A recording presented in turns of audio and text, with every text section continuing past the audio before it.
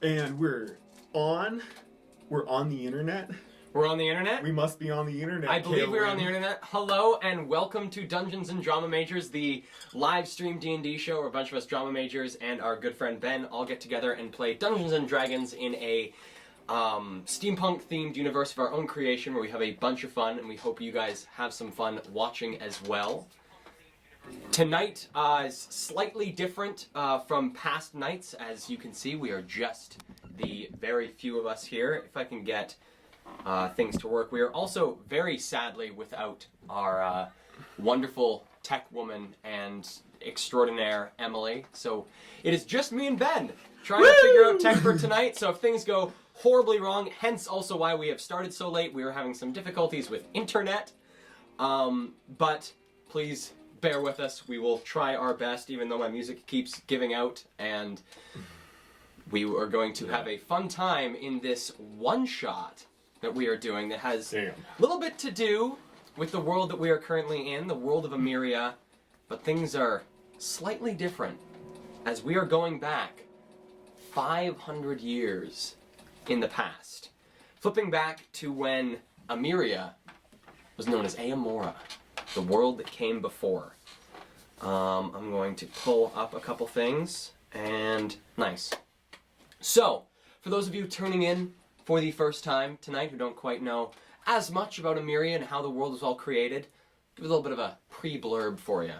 So our world, Emeria, was built from the ashes of another world, that world being Eamora.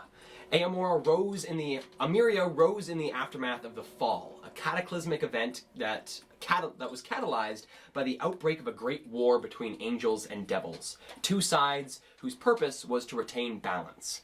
Earthquakes, volcanoes, and countless other disasters ravaged the world and left it shattered, and would have consumed it entirely if a cabal of Eamora's, keep flipping the world names, of Eamora's greatest wizards hadn't severed the tethers between the material plane and the other planes. With this sundering that it became to be known as, the world of Eamora fell, but the world of Emeria was saved from annihilation. We are jumping back to some of the very moments happening during the fall itself, during the fall of Eamora, which later became the rise of Emeria. If I can ever get this speaker to... Is that what it keeps doing? Does it keep... My speaker keeps looking at me. It is a Google Home, so it likes to listen to whatever I'm saying. Come on. So, jumping back 500 years into the past, during the events of the fall itself, this one-shot will be taking place in the holy city of Tyramar, the center of Tyrist worship in what is now Riss, what used to be the province of Thrasilmar, the sort of empire of Eamora itself. And Tyramar being the center of Tyrist worship, which is the predominantly human worship in Eamora itself. We begin with our dwarvish cleric, level 18 cleric, who is a high-up member of the Tyran Order itself, of the Inquisition, which is sort of the soldiers of the Tyran Order. And we begin this one-shot in the cathedral at the very center of Tyramar, the circular city. Inside this building, during a council meeting, as the events of the fall begin to encroach on the city, we start at a council meeting between... Where did my book go? I will find it later. Between our good friend... Shard. Grand Inquisitor Shard, and the other 4 Grand Inquisitors, who are... Where did they go? Who are Geralt Durlin, Rhea Velthris, Beldrin Halish, and Justinia Blackbrow, along with the Cardinal Inquisitor, also the Arch-Marshal of the forces of the Tyran Order, Saphira Avum. So, in the halls of the Abbey of the Tyran Order, Saphira Avum addresses her men and women about to lead the forces out into the city to defend. Well, friends, allies, we find ourselves in a dire time. The whole world falling around us. We know that many of our allies across Thrasilmar have fallen to great beings that they are unable to explain what or who they are, which side of this colossal cosmic battle that they find themselves on. We need to defend this city, this holy city. We are the last bastion of Tyrist worship in Thrasilmar, and we need to protect ourselves. Each of you is to go and defend a different sector of the city. Geralt and a small, dwarvish, very stocky man strides forward. Geralt Durlin, the shield of Tyr. You and your men are to defend the wharf sector to the north. The dwarf nods to Saphira and walks out of the building.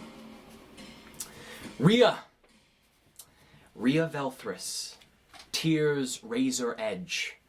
You and your men will be defending the Grove sector, where we keep our great gardens, places where our monks go to quite a bit of their meditation in the city. Rhea nods and smirking at the others, she leaves the building. Beldrin, you are the quiver of Tyr, and you have the great honor of defending the common sector and the people of Tyramar itself. Beldrin bows before Saphira. As you wish, my lady, and leaves the building. Justinia, Tyr's cleansing light. You will be defending those who are visiting our great city in the Envoys sector. Justinia nods, turning towards Shard, says, "Good luck, brother." And to you. And leaves the building. Lastly, you, Shard, bringer of Tyr's radiance. You are in charge of defending the tradesman sector. Of course. We know that there has been a large number of incursions made there. We have a number of the enemy finding their way into... Is this button? Yeah. Nice. Finding their way into the city itself. We need you and your men to help us defend. Of course. But who will defend here? Well, we have the remainder of our forces, the remainder of the Inquisition itself, that we haven't already parsed out to you, my Grand Inquisitors, here to defend should anything pass through your ranks. Oh, right. However, we do believe that we have enough strength to fend off these foes. We have fought back many a war in our time. This will be no different. Of course. We won't let you down. Well, best of luck, and may Tyr's light guide you. And to you. All right. And turning around and leaving the building, you find yourself entering the great courtyard at the very center of Tyramar. The Abbey of the Tyran Order is sort of located almost on like an island at the center of the city, a number of bridges leading off of it into the various other portions of the city. You watch as a number of large groups of soldiers head off across these various bridges, led by the other Grand Inquisitors to the various sectors of the city that they'll be defending. You recognize in front of you your own group of forces. Your 123 men and women here to serve under your command. Your 3 Inquisitors, your 6 High Templars, your 18 Templars, your Archpriests and your War Clerics, your Sentinels and your Legionnaires. How would you like to greet your forces? Everybody, I know that we have come upon dark times and we've been called upon to defend the city, and we have the great honor of going to the tradesman district and making sure that no one makes their way to this great abbey or this courtyard. We will fight and we will die if necessary, making sure that Tyr's light sustains itself into the next age. Just as he believed in us in our times of need, we will believe in him during his time of need, and we will bring him back to the fold. Are you with me? There's uproarious cheers from the 123 in front of you, the clanging of swords against shields, spears against the ground, and the various prayers echoing through the group themselves. Now,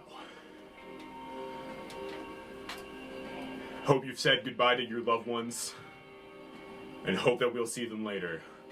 Onward to the Tradesman District. Some nods of agreement throughout the group, and as you stride through the center of them, your forces parting as you lead them down the southeastern bridge down into the Tradesman District. Coming across the bridge into the Tradesman District, you can already see from where you are smoke beginning to rise from portions of the city. You can hear the sounds of rock crumbling, of bits of buildings falling apart. It is a war zone that hasn't quite reached this far into the Tradesman's District, but is beginning to push its way through the city. As you and your forces make your way down the bridge, just nearing the very end, a pair of messengers sprint up towards the group, and looking around, noticing you, both of them fall to their knees in front of you. Hi, Inquisitor. Yes, speak. We come from the battlefront. We have seen what these beings, these creatures are capable of. They don't seem like anything we've seen before. We expected devils or twisted angels, but they seem primal. They seem elemental in nature. It's hard to explain. They fight with such ferocity and such power. I don't know what to do against them. We have been fighting on a number of fronts throughout the Tradesman District itself.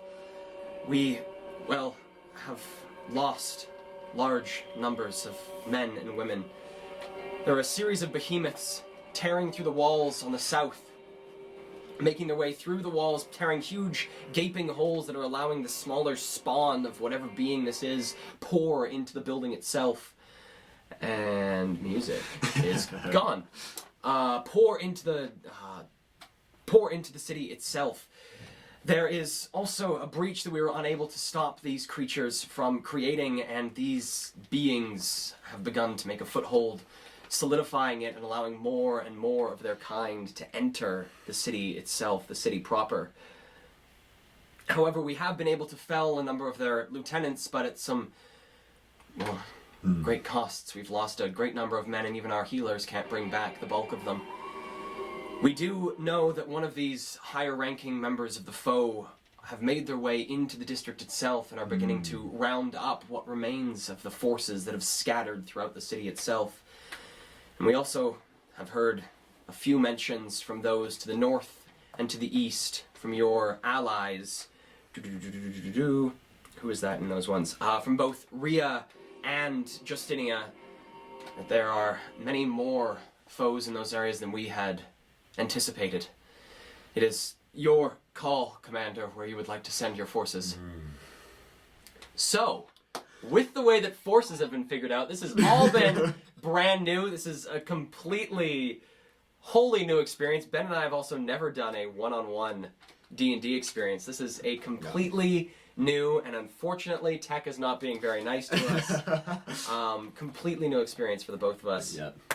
So, Ben, Shard, what you have with your forces, with your 123, your 123 can be broken down into a number of different sizes. So you have your companies, which is 2 squadrons plus an Inquisitor, and then you have your squadrons, which is a High Templar, 3 Templars, an Arc Cleric, or a War Cleric, an Arc Priest, 4 Sentinels, and 10 Legionnaires. And so it is up to you, as the commander of these forces. Why can't I get my... It's so sad that I can't get my music to work.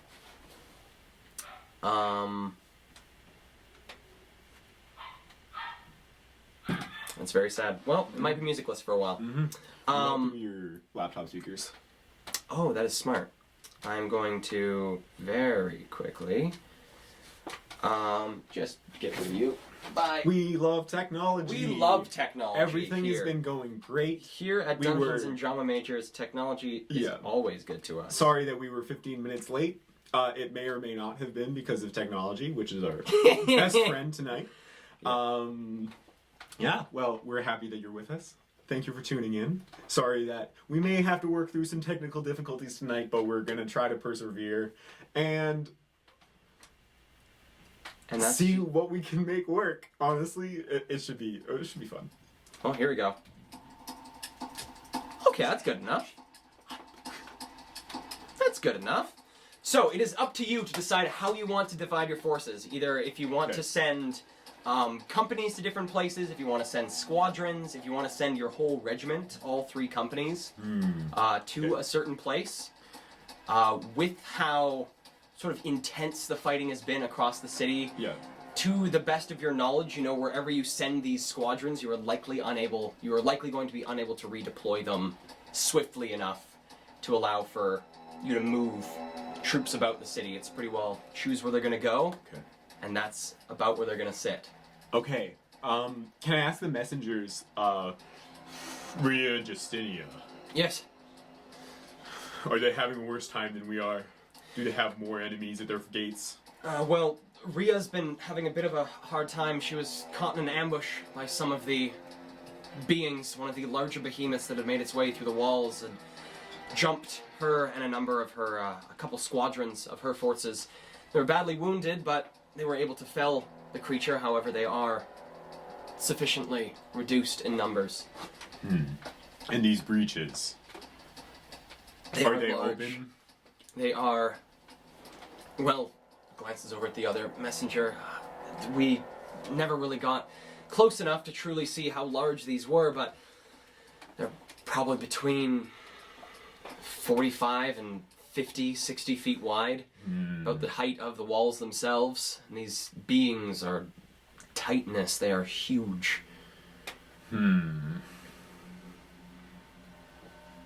this lieutenant, you said, one of their leaders, One of their leaders. is here currently. Here, making their way. We're not entirely sure where they are within the district, but they have been causing havoc for those of us looking for aid, fleeing back to healers, trying to get reinforcements to the front. All right. We will crush this lieutenant first. We will strike quickly, and we will strike with ferocity. Ooh. We will fell it as quickly as we can, and then we will move the breaches and seal them. And then once we have everything cleaned up in this district, then we will provide reinforcements to the others. Yes. We will I think stay so. together until I see fit for us to not stay together. Anyway, messengers, could one of you run to the Abbey and report back to them? I'm sure that Zafira will be quite curious to know what we know. Of course. And one of the messengers sort of books it, your forces, giving them a little bit of space as they sprint off down the bridge. Sweet. And we're gonna roll out. Okay, gonna And roll try out with to- the whole regiment hunting down the Hell dude. yes. All right. Yeah. So you and your forces making your way through this city that you know very well, seeing all the number of stores and stalls, the large markets of the tradesmen's sector itself have been completely vacated. The vast majority of the city, you know, has been either evacuated into the abbey itself or has found other ways outside of the city, fleeing to some of the closer abbey civilizations that are not under immediate threat from whatever these creatures are. But making your way through the city itself, you come across a large group of these twisted and frankly almost alien creatures. You see a number of what appear to be almost elementals sort of making their way down the street. Look to be a mixture of not necessarily any element specifically. Seems to be these creatures that keep shifting in type and in element as they make their way down the streets, leaving these burning circles wherever each of their footfalls hits the ground. You see surrounding them these twisted, look almost humanoid-like creatures. And give me a perception check, actually, 100%. on this. That is a 13. All right. Glancing as best as you can at some of these creatures that are making their way down one of these large thoroughfares through the city, they appear to be wearing armor that is from forces of the Tyran Order. It looks like a lot of the armor that you'd see both legionnaires and sentinels wearing throughout the forces. At the center of this sort of mass of these elementals and these twisted creatures, you see a pair of quite a bit bigger elementals. These ones seem to be wearing armor that has been sculpted out of black obsidian and various things like that. They carry these long, twisted black blades. And at the center of these two elementals is a large skeletal creature. Its hands extending probably each finger about 3 feet long, claws ending each finger as it strides, sort of looking up and down each street as it moves. The creatures around them making this weird sort of crackling bickering as they move. The creature, does it notice you? Does not notice you as the whole force sort of makes their way down. You've given the halt command to your forces. You watch this large creature and its entourage of other twisted, vaguely elementals make their way down the thoroughfare. Okay, do I have anyone in the crew that's like good at sneak attacks? Like good at catching opponents by surprise or like disabling large Your best forces for that would probably be either your High Templars or your Templars. Those are sort of your like elite forces. Okay. Probably be the best at that. Okay. What can they do? what are these boys capable of? So these boys are capable. They are the vast majority of your forces are more meant for pretty hardy combat, especially your Inquisitors, so your sort of second in commands throughout your forces. The High Templars and the Templars are very heavily armored individuals wielding either large great swords, great axes, other large weaponry that can hit pretty hard while also being able to sustain quite a bit of damage themselves. Then going down into your Archpriests and your War Clerics, those are more of your sort of healers and magic users within the group and allowing you to sort of control the battlefield a bit more with your forces. And then moving down into Sentinels, those are sort of your rank and, or not necessarily rank and file, but they're your slightly more specialized forces, them wielding things like bows, crossbows, short swords, and the like. And then your Legionnaires are your rank and file forces wielding shields and spears. Okay, for sure. How far away are we from the crew? From the crew, you are probably about 200 feet away. 200. Okay. And they haven't noticed us. They have not noticed you.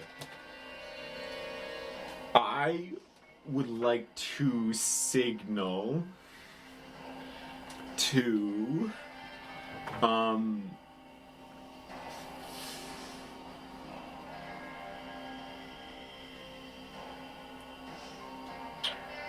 everybody, let's get this party started. You know what? I'm going all in, baby. Tears of Radiance is gonna light up the day right now. Okay. I'm gonna give the signal. I'm gonna get everyone to hold sort of behind me a little bit. And is it just like one main thoroughfare and then? It is one large thoroughfare. They look like they're making their way just outside of a large grouping of the buildings and across what looks to be one of the sort of connecting bridges of the city that leads over a number of the waterways that arc through the city itself. Okay, are there any routes to the side that I could send a squadron to sort of get another angle on them? Yes, there are. You can sort of loop around and cut them off just as they're about to hit this bridge. Okay, I'll send one of my squadrons to go on a cutoff level and then ask one of the Archpriests to message me when they're in position. Okay. The forces nod. Your High Templar. Yes, sir. And heading off, the group. Give me a stealth roll.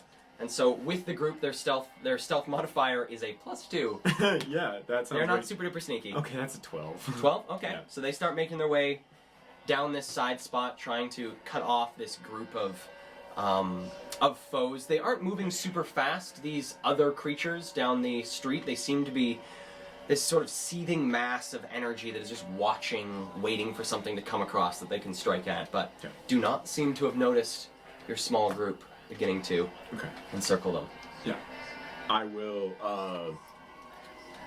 let them go, and then I will move forward when they give me the signal, or when I notice problems coming from that direction. Okay. So, a couple moments pass, waiting. You sort of watch as these creatures pass by a building. You no longer can see these things making their way down, and just... Sorry, then I'll slowly bring advance. the force. Yeah. Cool. Give me a perception check again. Okay. 20, non-natural. Nice. So coming up to the edge of these buildings, give the halt for your group again, and you and a couple forces sort of look around the corner, getting a bit of an eye at what's happening. You see this large skeletal creature glancing about the streets, looking hungrily, trying to find something to attack. And you can hear something in the far distance. Sounds like a series of loud cracks and booms, probably just a little bit over a kilometer away, these very echoing slams. And you see large plumes of dust coming up from the south. Look, there was a number of impacts against one of the southern walls. You get a little ping in your head, and you hear the war priest that you sent with that, or the arc priest that you sent with that group message in your head. We're in position, sir. I turn to my 2 remaining squadrons and Inquisitor. It is time. We ride. And we charge! Okay, give me a roll for initiative for your crew. Okay, You're going to 100%. use your initiative modifier. Okay. 14. Okay, and these guys, where did I put I had a book that I was keeping things... Is it that Keeping one? track The one with the buckle on it, with the markers on it? It might be. Actually, I might just use this. No, I won't. I will be right back, because it is on this chair here. It's this one. Woo! This sucker. Okay. So, you come in, and coming into it, there is so little space to do all the things that I want to do. We have an entire that table, on the Edie. ground. Okay. So that was a 14 That was a 14. for you. Okay. And these things. Alright. We actually get a lower number.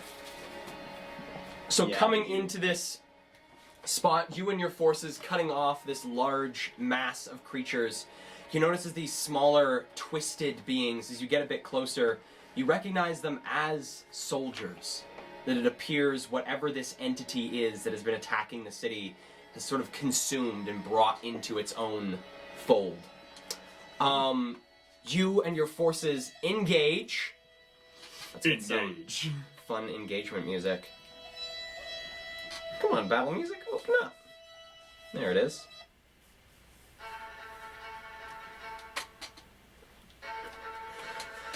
You guys engage, your forces taking on the vast majority of the sort of lesser beings amongst this group.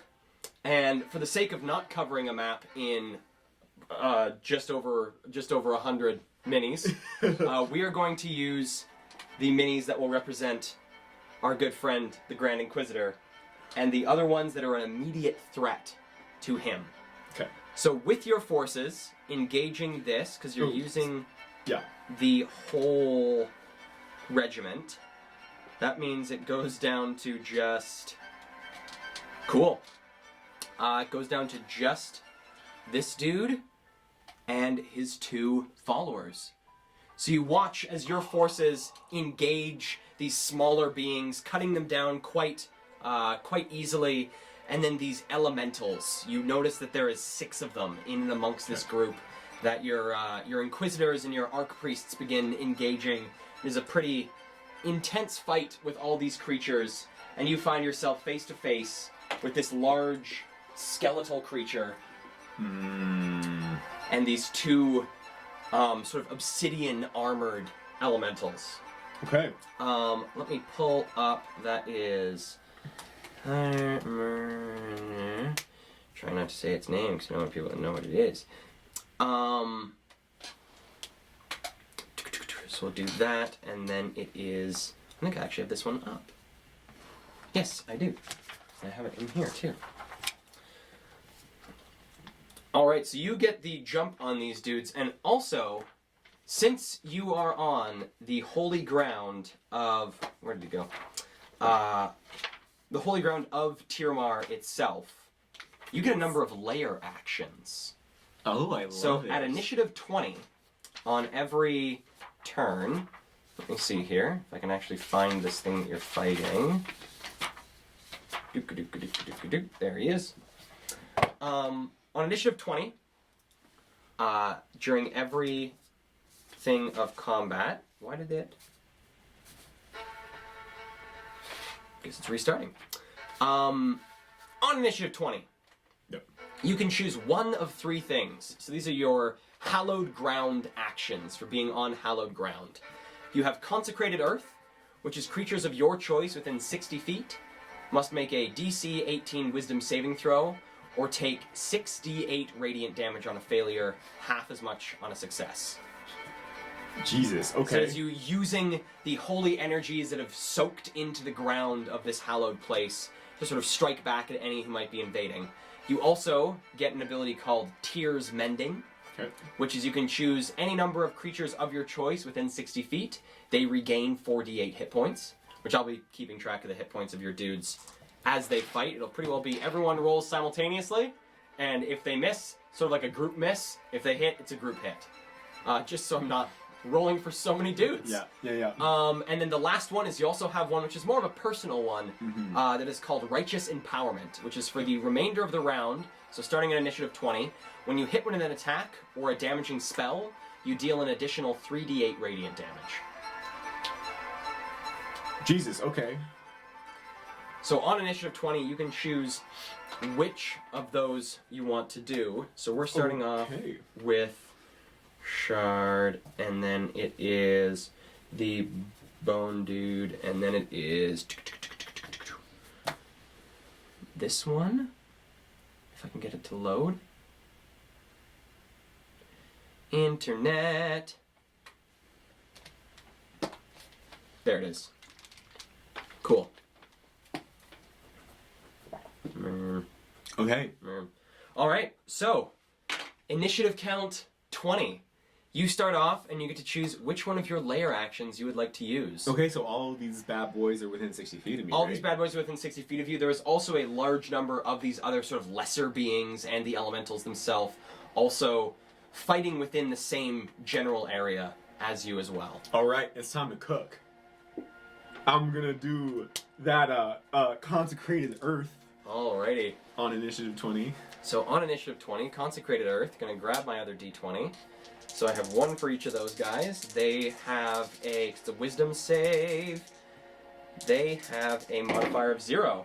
So that is a 2 and a 7. So both of those guys fail. Get wrecked, Big nerds. Dude also fails because he's got a mod of +2, so that's an 11. Double wrecked. And then for elementals and lesser dudes, the elementals succeed. That's a natural 19 on the die. Okay, that's rude. But the other ones fail. So roll me. What is that? 68? Alrighty. Yeah, 68. I need more dice for this. 9, 11, 17, 18, 25. 68? 68. 25. 25. Right, so feeling the holy energies of this place, you bring your... What is your weapon? What do you... Oh yeah, here, actually, give us a a description of your sweet boy. Okay, so Grand Inquisitor Shard is a very stout, stocky, hill dwarven man. He has like a very imperious face with clean shaven, actually, and with this very hawkish nose and like this jawline that looks like it was carved out of marble. And his entire complexion basically looks like a man that's made out of polished concrete. as well, he's wearing this breastplate under heavy flowing robes that are completely black, except for gilded chains that wrap around the sleeves, with the symbol of Tyr, which is scales balanced on a warhammer, emblazoned in gold on the chest and on the back. Nice. Yeah. Oh, I love it. I love it. Well, you bring your weapon down into the ground, and there is this crack. You see these light yellow cracks begin to spread across the ground. You notice a few of your forces sort of glance down momentarily before continuing their fight against these creatures. And in this area around you where the ground begins to crack, you notice some of the buildings too begin to shudder slightly at this holy Matrimony. This holy matrimony, this holy shockwave makes its way through the ground. And then there is a sudden blast of light from these cracks that have spread across the earth. And you notice a large number of these sort of lesser creatures, these ones that look like the footmen that have been stolen from your forces. A number of them are completely disintegrated by this blast of energy. You sort of look around you, probably about 5 or 6 to your right-hand side, 3 or 4 to your left-hand side, completely disintegrate, and the others that are remaining look quite wounded, but are still fighting with quite a bit of ferocity against your other troops. The elementals that you're up against as well don't seem to take as much damage. They did succeed on their saving throw, and are quite avidly fighting, taking down a number of your forces as well during this time. But you fire off this blast. These 3 creatures that are immediately facing you all take a pretty serious chunk of damage. 25 points of damage is nothing to scoff at. So that brings it down to that and that. All right, and then going down in initiative, it is now your turn. What would you like to do, Grand Inquisitor Shard? Sorry, those 2 boys in front of me. Two boys in front are the ones that are the elementals. They look like this sort of blackish red, sort of twisting and arcing energy that is held within this obsidian armor. Do they look fiery? They look vaguely fiery. Okay. I'm gonna sort of look at the one that's closest to me, and I'm gonna just bring my shield up and my warhammer out. I'm gonna slowly move towards him. Okay. Coming up next to him. This one here? Yes.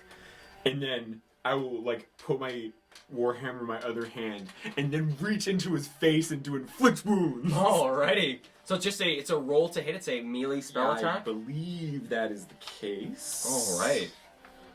Well, give me inflict wounds. Give me a roll to hit with that thing, yeah. Heck yeah. Inflict. Oh yeah. Kikamari. Ooh, yes, Kikamara. Yes. There we go. And what level are you casting? Just it will do 2 probably. Okay. They look pretty healthy, right? Second level, doing a sweet 4d10 if you hit. Yeah. And that is down nat 19. That's a 30 to hit. Whoa! Okay, yes, that hits. You got a plus 11 to hit. Yeah. Good lord. High wisdom, baby. Welcome to level 18. Welcome to 18. And so that's a big 40-10. Oh no. Losing the dice. Okay. 8, 12, 20 damage. 20 damage. On that first hit. Alrighty.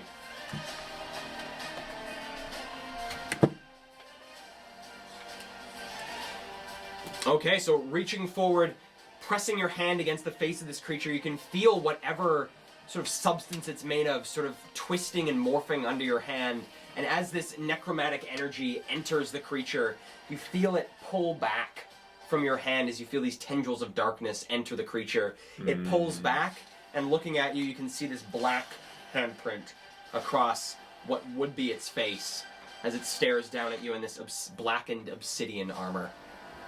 Is there anything else you would like to do for your turn? I don't think there is anything else I can do with my turn. Okay. Yeah. Well, then at the end of your turn, it is now someone else's turn. It is now the large bone creature begins to stride towards you, and you watch as it moves towards you. It seems that it's almost wearing these like black robes that as it moves seem to just be dripping off of it, almost as if it is wearing shadows. It makes its way towards you, 5, 10, 15, 20, 25, and it is going to make a couple of...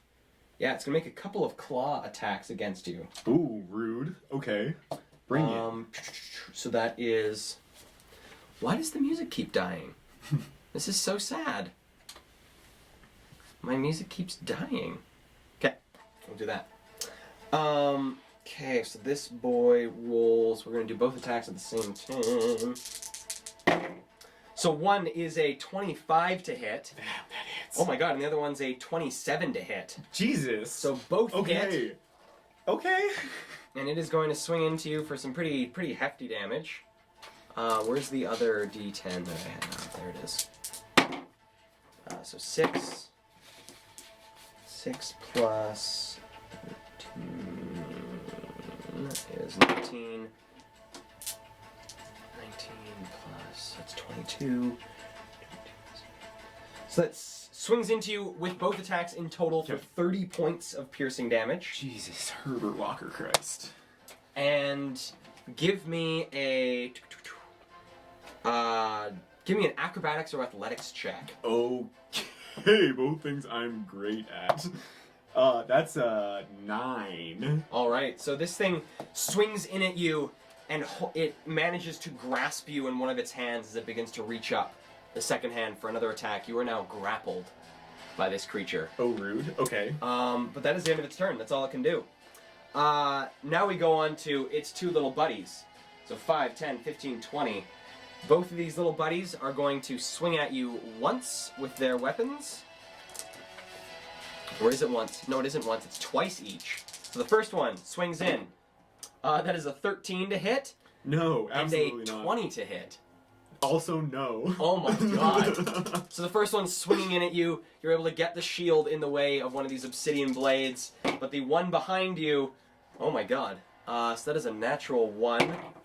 Okay, so it swings in, and this skeletal creature that is holding you in one of its hands has to sort of dodge out of the way of this obsidian blade that arcs just a little bit too wide. But then it comes around for the second blow, which is a 22 to hit. That's my AC. That is your AC. Damn. So it deals...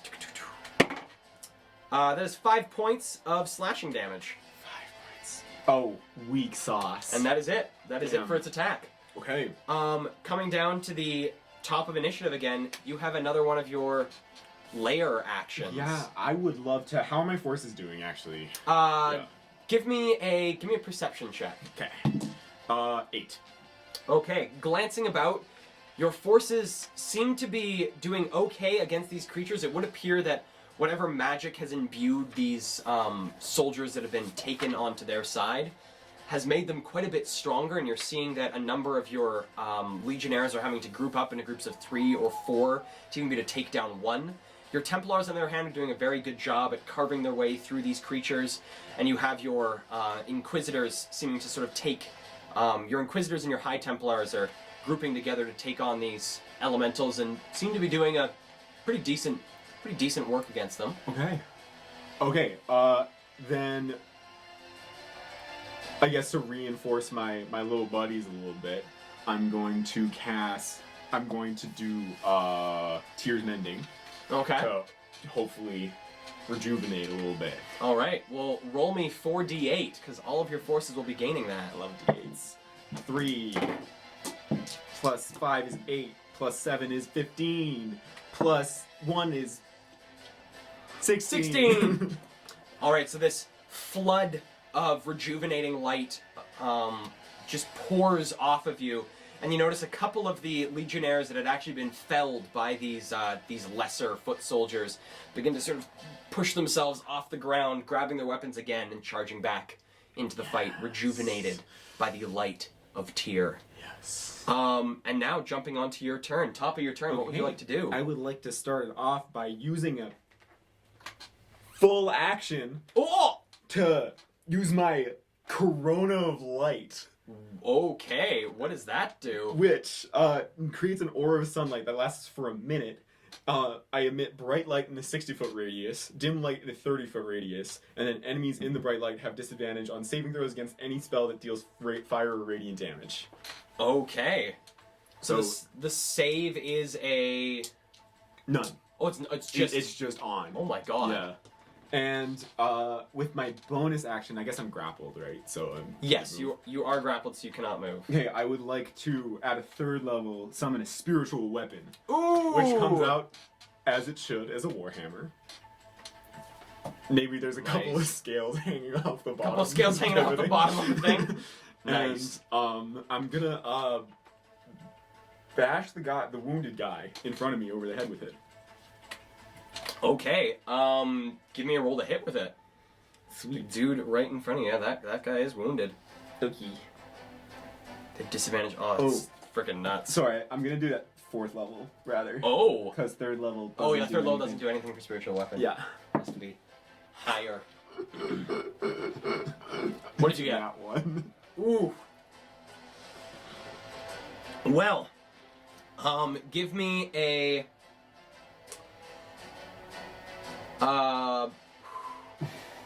give me an acrobatics check. Okay. Oh, that's 21. Ooh.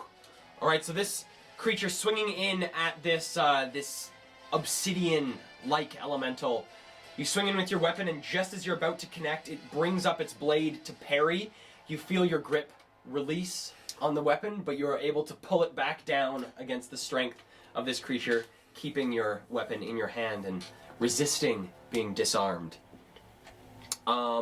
However, these things do not look happy to be in this bright, bright light that is streaming off of you. Yes. You notice this skeletal being that has been wearing these sort of clothes of shadow. You can see the shadow sort of being forced away from it as this light is pouring into the body of the creature itself. All right, and that's your turn? Yep. Okay.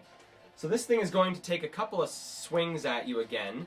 This big boy, unless... Big buddy. Does he have anything fun that he can do? Nope. Absolutely not. Under no circumstances. No, he can't. He can't do anything fun if he's in bright light. Yeah, idiot. Bright light makes it so he can't do anything funky. That is a... I don't think actually either of those hit. Because the first one is a 19, 0. and the second one is a 21. No. So swinging at you, this creature in this bright light swings down at you with one of its claws, missing heavily, and letting go with its other claw to cover its eyes. It swings in again, and again, misses you. Not being able to make contact against this bright light streaming off of your body. These other two elementals, however, are going to take a pair of swings at you. That is a 12. Jeez, you guys are rolling bad. 12 and a 19. No. Another series of swings. These creatures, you can hear this loud hissing coming off of these two elementals, both in front of you and behind you. Ooh, the one behind you, though, that is a 18 to hit, followed by a 26 to hit. Okay, that will hit. So the 26 hits, and this one is actually a slightly spicier attack. That is that's 12 points of fire damage. Wow. On this next swing from this creature behind you. You feel a blade impact you, but something about this weapon doesn't feel entirely solid anymore. Oh, It dear. feels like it is made of flame, almost. You can feel fire licking at your back as this creature behind you swings in. Gross. You notice around you, as your forces are trying their best to stave off these creatures, you can see the light pressing against these beings and causing them to have to cover their eyes or shield themselves in some other ways, and seem to be quite susceptible to the attacks of your brethren. Unreal. However, the elementals that are fighting with your inquisitors and your high templars do manage to land a solid series of blows on them, and you can see some of the armor and bits of places where skin is exposed beginning to blacken on these soldiers as these elementals pound away at them. Okay. Okay, music. You just keep doing that. Jumping back up to the top of initiative. What would you like to do with your lair action? Ooh, I think I might want to actually cook once again. Actually. Woo! Yeah. Yeah. I will consecrate the earth once again. Okay. Yeah. Okay. Give me 6d8 radiant damage. We're gonna see Does how this much. does it count as a spell as well that does radiant damage? It does. It does. So they do have disadvantage on their saves against this if they're within. It's within the bright light, and the bright light's 60 feet. So it's anyone within this. So that one, both of those would have saved, and now neither of them save. Big dude, roll with disadvantage, does not save. Elementals, not elementals. All right. So the foot soldiers seem to steel themselves against this second blast of holy energy coming through the ground. However, the rest of them do not save And against they it. take 28 damage Ooh, as a result. 28 damage. That brings that down to there. That brings this one down to woof. And then this one almost dead. I need a new pen. New pen. Brings him down to that. Jeez.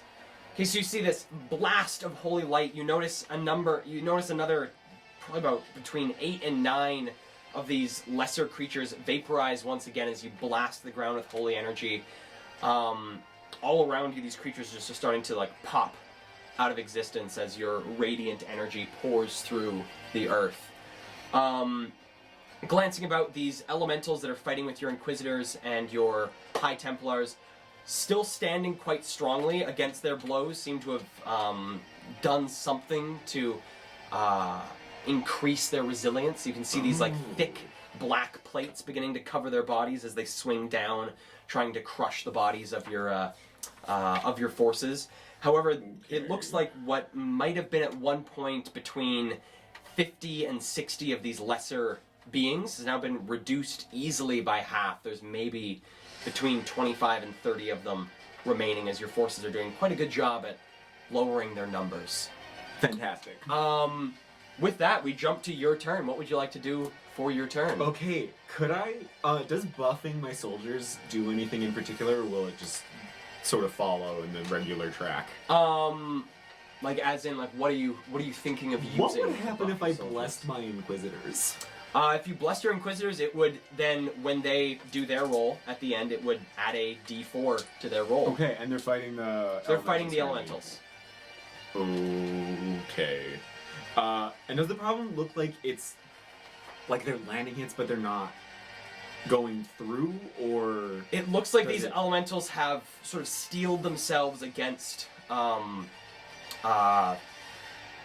the energy that you're firing out that seems to be reducing the rest of the rest of these forces to ash. They seem to be almost adapting to the damage that they're taking. Oh, that's annoying. Mm-hmm. Okay. So... I will... in response to that...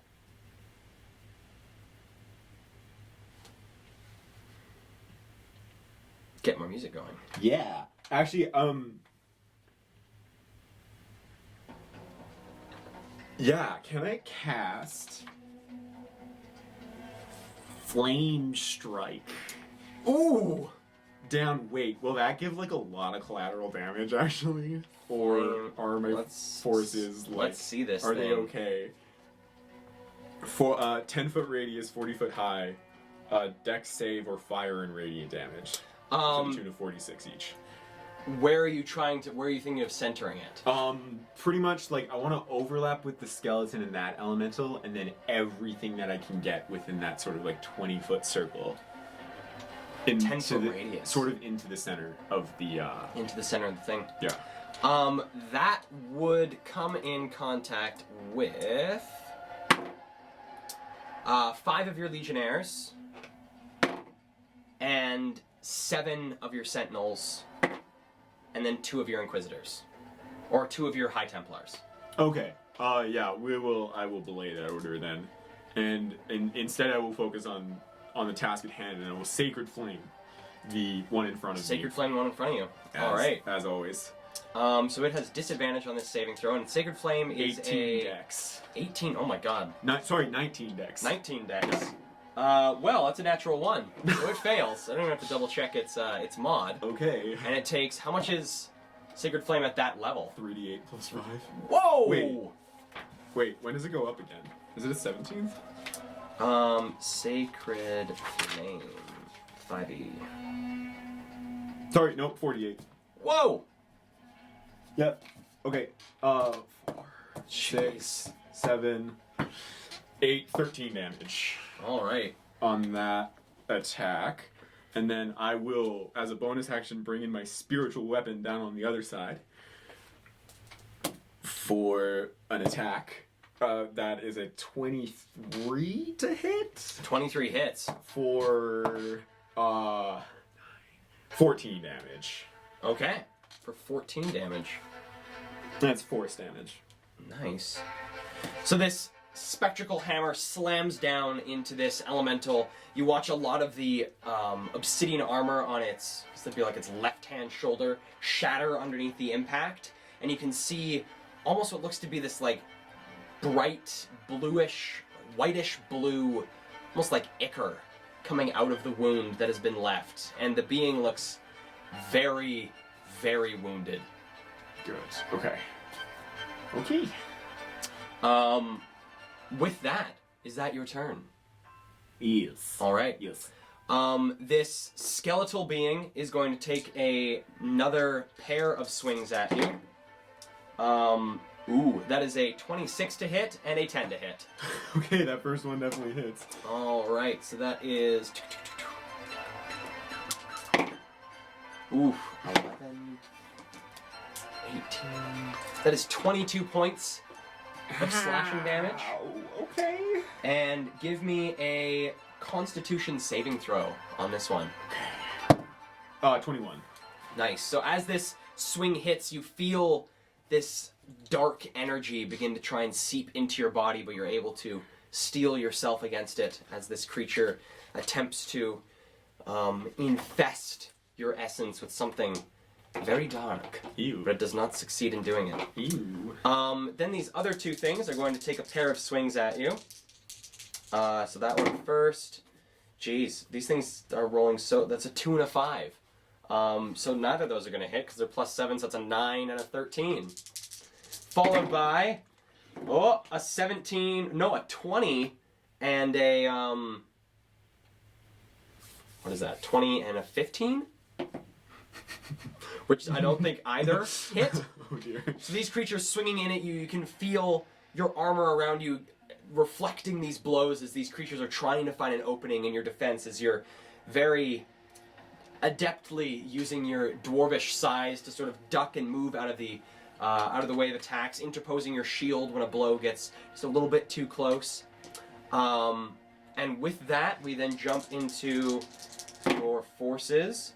All right, so you watch your legionnaires and your sentinels fighting back against these weaker creatures begin to make quite a serious amount of progress against them as there is a large number of blows exchanged from both sides. You see a couple of your legionnaires fall. You see a large number of these lesser beings crumble again into ash.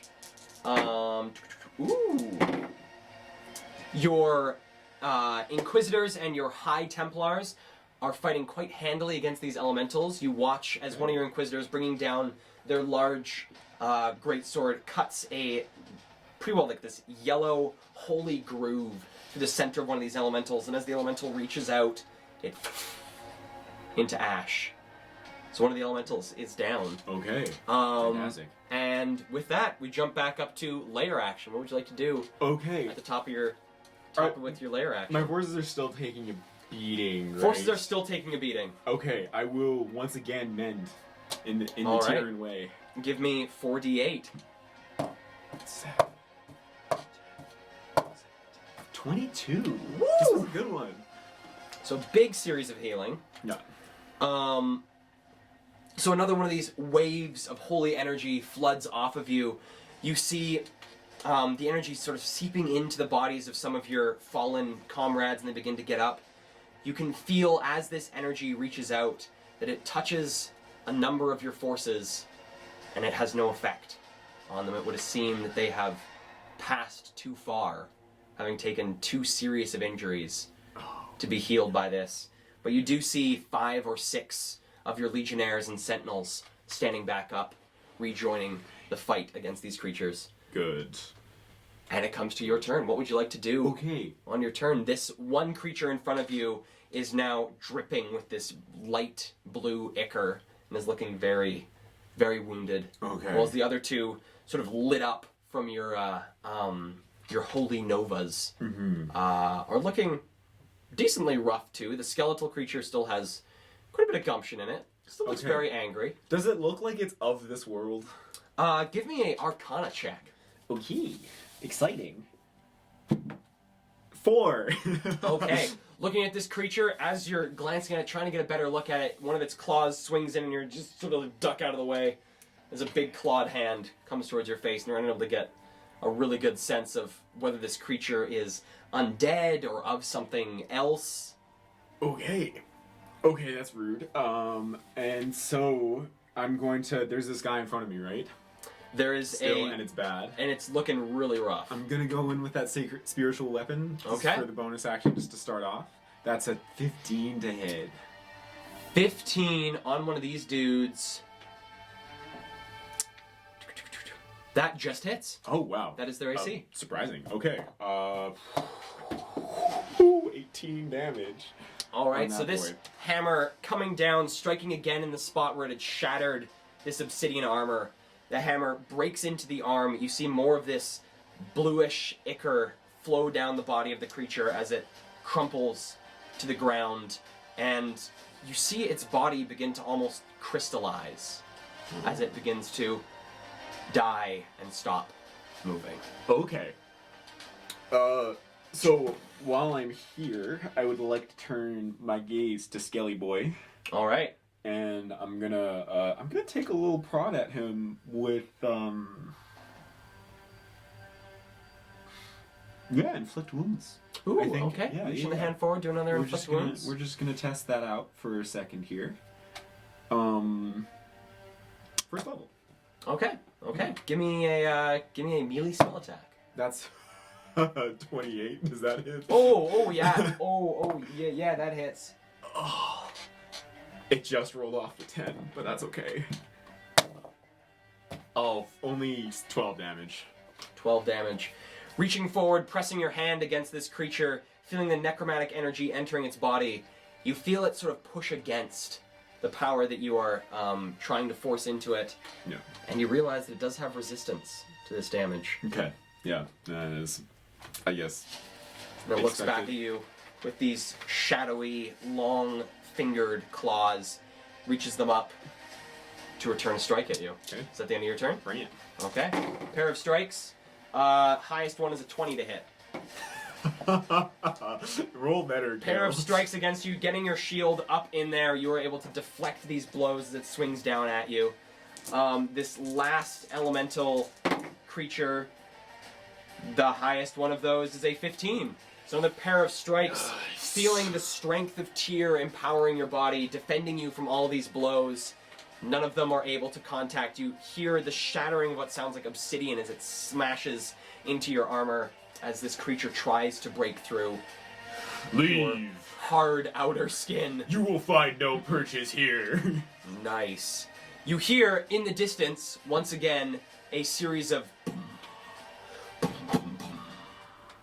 sounds very far in the distance, but there's another series of these large impacts. Okay. From there, we jump back up to the top. Oh, no, these guys have to all go. So we got the Legionnaires and Sentinels. Oh, your Legionnaires and your Sentinels swinging in at these creatures, feeling a bit emboldened by the various healing and blasts of holy energy you've been using to help destroy large swaths of this group. Getting a bit overzealous with their swings, miss on some very crucial attacks. And you see the creatures strike back and fell probably about 5, 7 of the legionnaires and sentinels, striking back Oh, quite no. ferociously and begin tearing their way through the ranks, almost in a frenzied state. Oh dear. Then with your dudes against them, nice. So your High Templars and your Inquisitors still fighting against these elementals. Now with one down, they can focus a bit more on the other ones. They're swinging into them, but again, these large plates keep blocking off their attacks as they fight, and you watch as one of your High Templars falls. Oh shit. Okay. What would you like to do with your lair action? That is not great. I would like to, how rough are their forces looking? The force is looking quite rough. Now it has been reduced to mostly just these elementals, the 2 that are fighting you, and probably between 10 and 15 of these lesser creatures. Okay, but they're the ones who are sort of... They're the ones who are right now tearing through your sort of more rank and file troops. I mean, they look like they're kind of resisting repeated blows. The elementals, the large elementals, look like they are. These smaller ones, not so much. They don't. No, the smaller ones look pretty... Okay, let's get a little saute going. All right. Yeah. Give me the 68. So these, oh yeah, and they're still in your Corona, so they all have disadvantage. That's a natural 1. That is a, what is the DC? It's an 18, I think. 19. No. Yeah. Oh, 18. 18. Sorry. Yeah. Yeah. So these guys, that's a 17. That's almost a save. And then on them. Okay. So no one saves. I am rolling so horribly for these creatures. Which is good, For me. because Tyr is righteous and powerful. Yes. Of course. Alright, what is the damage outcome for that? That's a 24 damage. Oh my god. So that brings that dude down to that.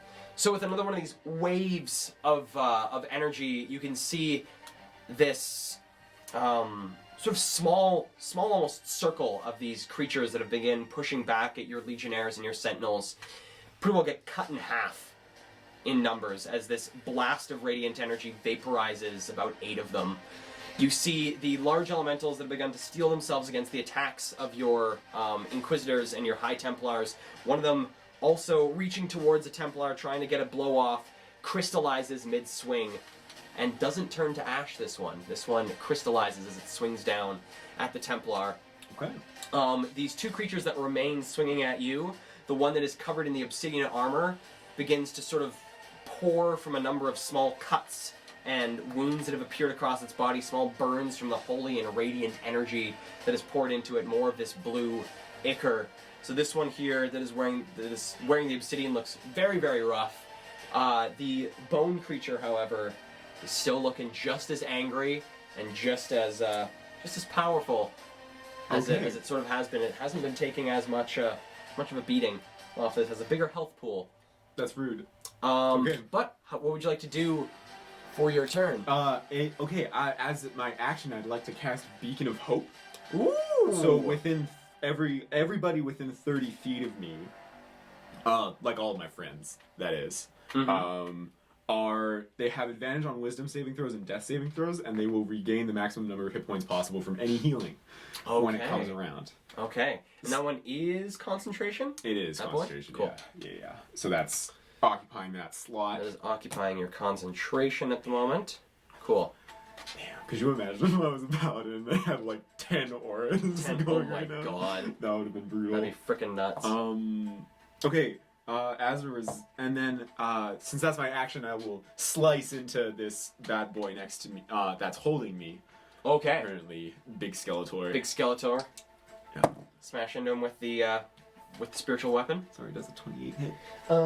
Yes, the 28 does hit. Okay. Quite handily. That's max damage. At a total of 21. Whoa! Force. Yep. Okay, so this skeletal creature that was once looking very strong and powerful against you suddenly gets smacked by this spectral hammer. You hear the cracking and shattering of bones across its body, and looking at it, its one arm that is holding you is now hand still on you, but where the elbow should be sort of curved outwards is now all pushed inwards as this bludgeoning, forceful blow struck against its arm, and it sort of turns towards the hammer, looking quite angry. Yeah. The blow it just received. It's still looking somewhat constitutive, but is definitely showing now signs of wounds. You can see the shadowy clothes that it is wearing are beginning to fade, and you can see more of this this bony, gaunt creature that you are fighting. Okay.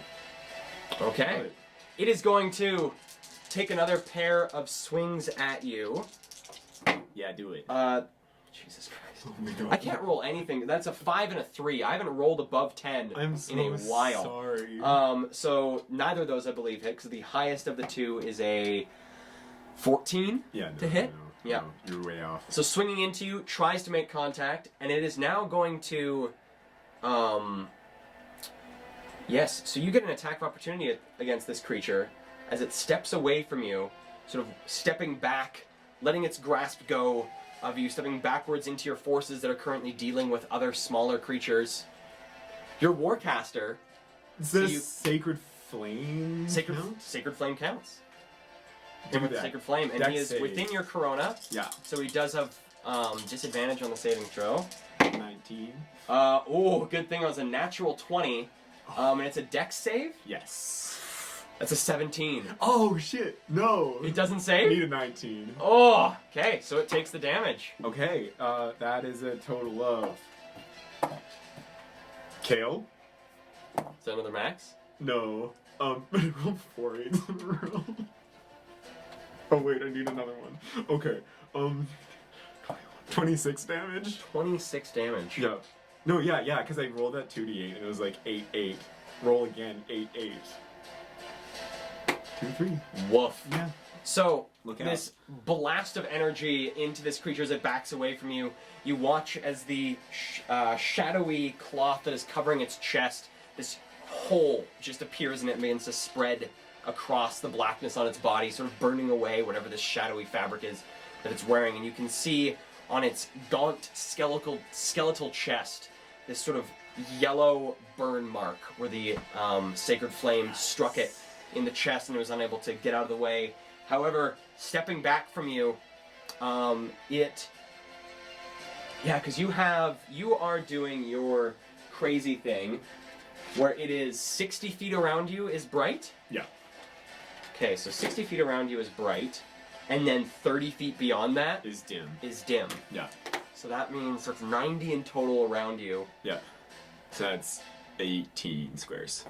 Okay, yeah, so this creature, it's 18 squares. Even there, it can't get to it. Okay, so it's just going to start to it backs away from you and then begins to wade its way through your forces, sort of backing towards one of the alleys as it takes a number of swings from your compatriots, but they don't seem to chip away too much at its health as this thing seems quite formidable against attacks from those who are not quite as powerful as one Grand Inquisitor. Yeah. Then, however, this other remaining obsidian armored creature is going to make a pair of attacks against you. That is a natural 20 on one of them, Oh. and a 24 on the other one. Okay, both of those are gonna hit. Both of Okay, those so gonna it's hit. starting at 12. 12 and then 2 ones. So that's 14 plus 4, so 18 points of slashing damage from the first Okay. one. And the second one is 9 plus 1, 13 points of slashing damage from the second one. Okay. Okay. So it seems to be emboldened suddenly. Yeah, making some dents. Very honestly. spooky. Yeah. Now, Now, two-face because that's a hard dent in my armor. boom! Whoa. Moving on to your legionnaires versus those dudes. Oh, can I? Okay. I have a reaction that is impose disadvantage upon like attacks within 30 feet. Oh! So To can try- I try to Yes, you. wave away some attacks from the Yes, you elementals? can. So I'm going to take that one, re-roll it. Okay. It changed from a natural 20 to a natural 19. So they're still swinging pretty strongly, but you watch as a number of blows look like they would have immediately fallen some of your troops, sort of get twisted slightly, still impacting, but not quite as critically, as they may have. Your forces against them do some pretty hefty swings. Again, you're watching more and more of your legionnaires and sentinels being torn down by this last group of these weaker creatures. Your Inquisitors and your High Templars, along with now the remainder of the Templars that have now finished dealing with some of these smaller groups of creatures and are now joining against the Elementals themselves, are having a pretty even match against the remainder of these Elementals, but wounds are being sustained on both sides. Both sides are looking pretty rough. Brutal. And now we jump back up to the top with your layer action. Okay, I will, as I have set myself up for, I will use my Tears Mending to Nice. heal. Beacon of Hope, everyone within it gets all 32 out of it. Whew. So, you feel this surge of healing energy course through your body. You watch as... Let me just get this going here. Let's see. We'll do this. 9 of your fallen legionnaires and sentinels stand back up, invigorated by this healing energy, and your let's see, we'll do that one. Nice. And your one of your 2 High Templars that has fallen stands back up, regaining enough hit points to get themselves back onto their feet. So your forces, which had suffered probably at this point just a little bit shy of 40% of their forces had been reduced, now re-increases to now you have about 80% of your force back once again, fighting against this group as you rejuvenate your forces. And with that, we jump to your turn. What would you like to do? You are just facing off against one of these obsidian armored creatures. You can see this bone creature sort of striding backwards through your forces. Looks to be... actually, give me a perception check. Okay. Give me a perception check. See if you notice this. Oh, that's not cocked. That's a 17. Okay. You do notice that this skeletal creature, as it backs away from you, seeming to try and cut off the bright light that you're emitting towards it, it seems to be trying to make its way towards whatever shadows linger in the alleys of this sector. Okay. I will... is it sort of like out in the clear away from a lot of my people now? It is. The vast majority of your people are either partially on this bridge or fighting in this sort of open area just before the bridge itself. Okay. I will just sort of like pivot around this elemental a little bit so that I'm like a little bit closer but not like taking attacks of opportunity. Nice. Maybe the next one. Next one a here. little closer. And I will bring my spiritual weapon down behind me onto the elemental's head. Give me a roll to hit. That's a 29 to hit. Oh, no, sorry. Yeah, that hits. Give me damage. Okay, that's 12 damage. 12 points of damage. Right, you hear behind you, you hear a sickening cracking sound, and the creature, again, reaching out towards you with its weapon, crystallizes. Oh, tight. Okay, also, have I been benefiting from this healing energy? You have not. Unfortunately, it is just for those around you. You are not able to partake of it yourself. That tracks. Rude, but that tracks. It does, unfortunately. Yeah, I'm going to actually make a bit of an approach, actually, like go like another 10 feet towards 10 feet him. towards him. And I will cast a fireball Ooh! at him.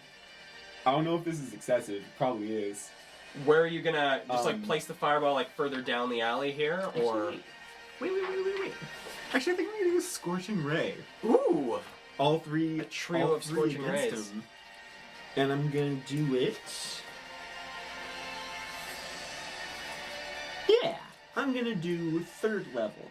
Just because I was planning on using that spell slot anyway. So I get 4 rays. All right. Give me 4 rolls to hit. Okay. The first one is a 23 to hit. 23 hits. 24. hits. 28. Hits. What the heck? Who are you? And then 13. And 13 does not hit. So 3 of the 4 do impact.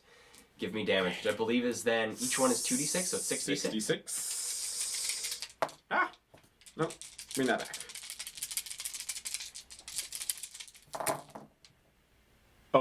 Oh my god.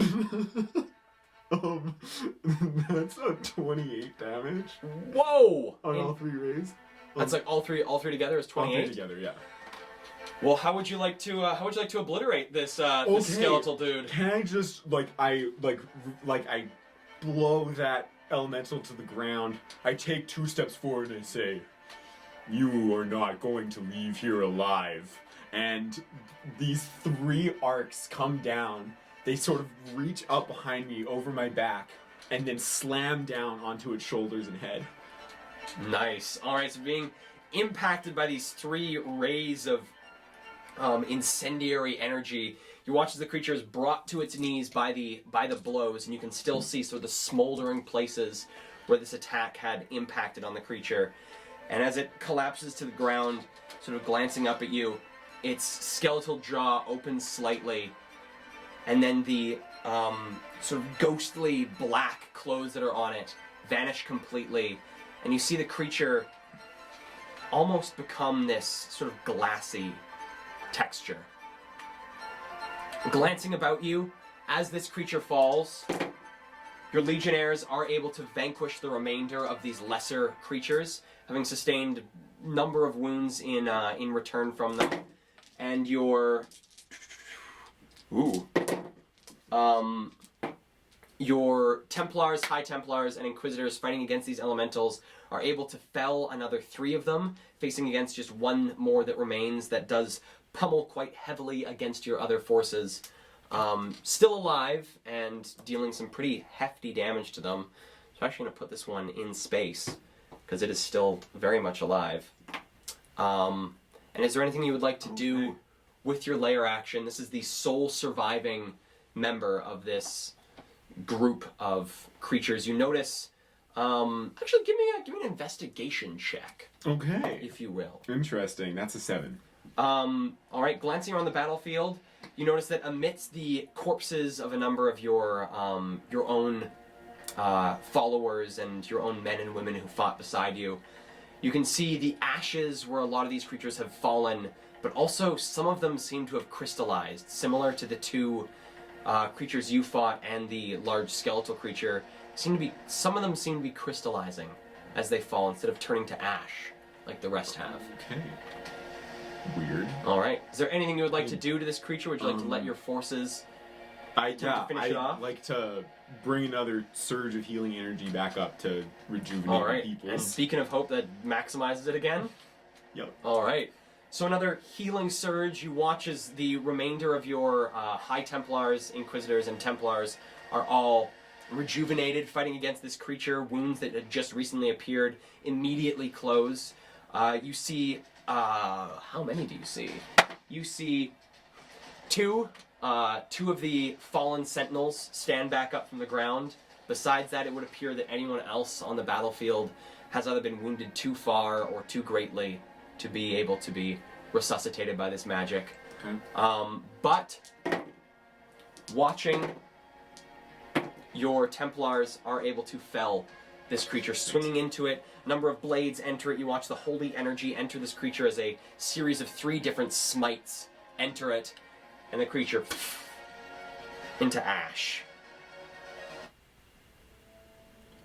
And suddenly there's quiet amongst the battlefield. You hear the dull groans of some of those who are wounded but still breathing amongst this group.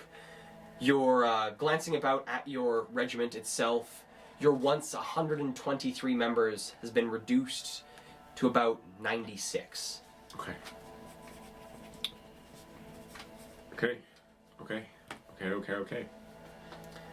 And is there anything you would like to do with your forces as people begin to get themselves back together, glancing about? You hear another series of these pummeling strikes. They seem to be getting closer. Okay. Okay. They're coming. Are they still all coming from the south? They still sound like they're coming from the south. Okay. Do I have messengers? Like, do I have people that can? You do. go Amidst down your and get amidst me- your group, you do have 3 messengers that can be sent off. Okay. How fast can they move? They can move relatively quickly. Yeah, they have a base walking speed of 45 feet, so they're pretty quick, especially Okay. when they're dashing for long periods of time. Tight. Okay, I will send you, James. Yes. We need to know what those sounds are coming from the south.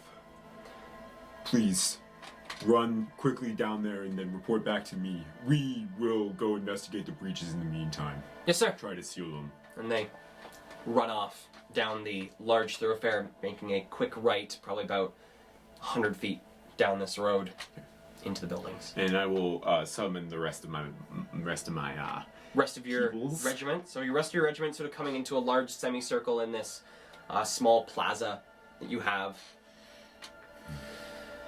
Well, what's your order, sir? Are we ready? Well, yes. Those of us that are still standing, Right. ready to move out. We move to the edge of the district. We should seal those breaches before we go and help anybody else. Yes. All right. Oh. Men, together. They all Onwards. come together with you and begin to head towards. Are you heading towards the breaches that they spoke of, or these large creatures? Oh shit! They're not. Okay. So there's like one breach that was that you heard reports of from one of the messengers, where it was like a pre-opened breach, where they were able to fell the creature, but not before it was able to open up a large hole, where it seems that large numbers of these beings are pouring into the city. And there's also the creatures themselves, which are to the south, which is sort of where you've been hearing this pummeling. Oh heck. Okay. Do I feel like I have any way to like seal the walls where it was felled, or is it kind of like once it's there, like that's all we sort of have? Likely your best bet for sealing them would be to post troops there, just to simply like quell the flow of forces into the city. But likely sealing them would require quite a bit of time and effort from builders and other craftsmen to fix the walls themselves. Brutal. Okay. In that case. Or. No, that's insane. Okay, I'll say. Alright. Actually, there's been a change of plans. Yes, sir. There's no way that we could realistically close those breaches by ourselves. And if we just send a regiment over there, we will likely just be throwing lives away. We should go investigate what those monsters are doing to the south. Fair enough, sir. And we go that direction, not All right. towards the walls. So heading with your forces down towards the south to investigate whatever is going on with these large beings. It takes you guys a little bit of time to get there, and as you're making your way there, you are met with a very frazzled messenger, James, that you had sent to the south to investigate these large creatures, and they run up to the front. Sir, I returned from the walls. They are no longer really walls. These creatures, and looking out into the distance, you guys have gotten quite a bit closer to the southern walls.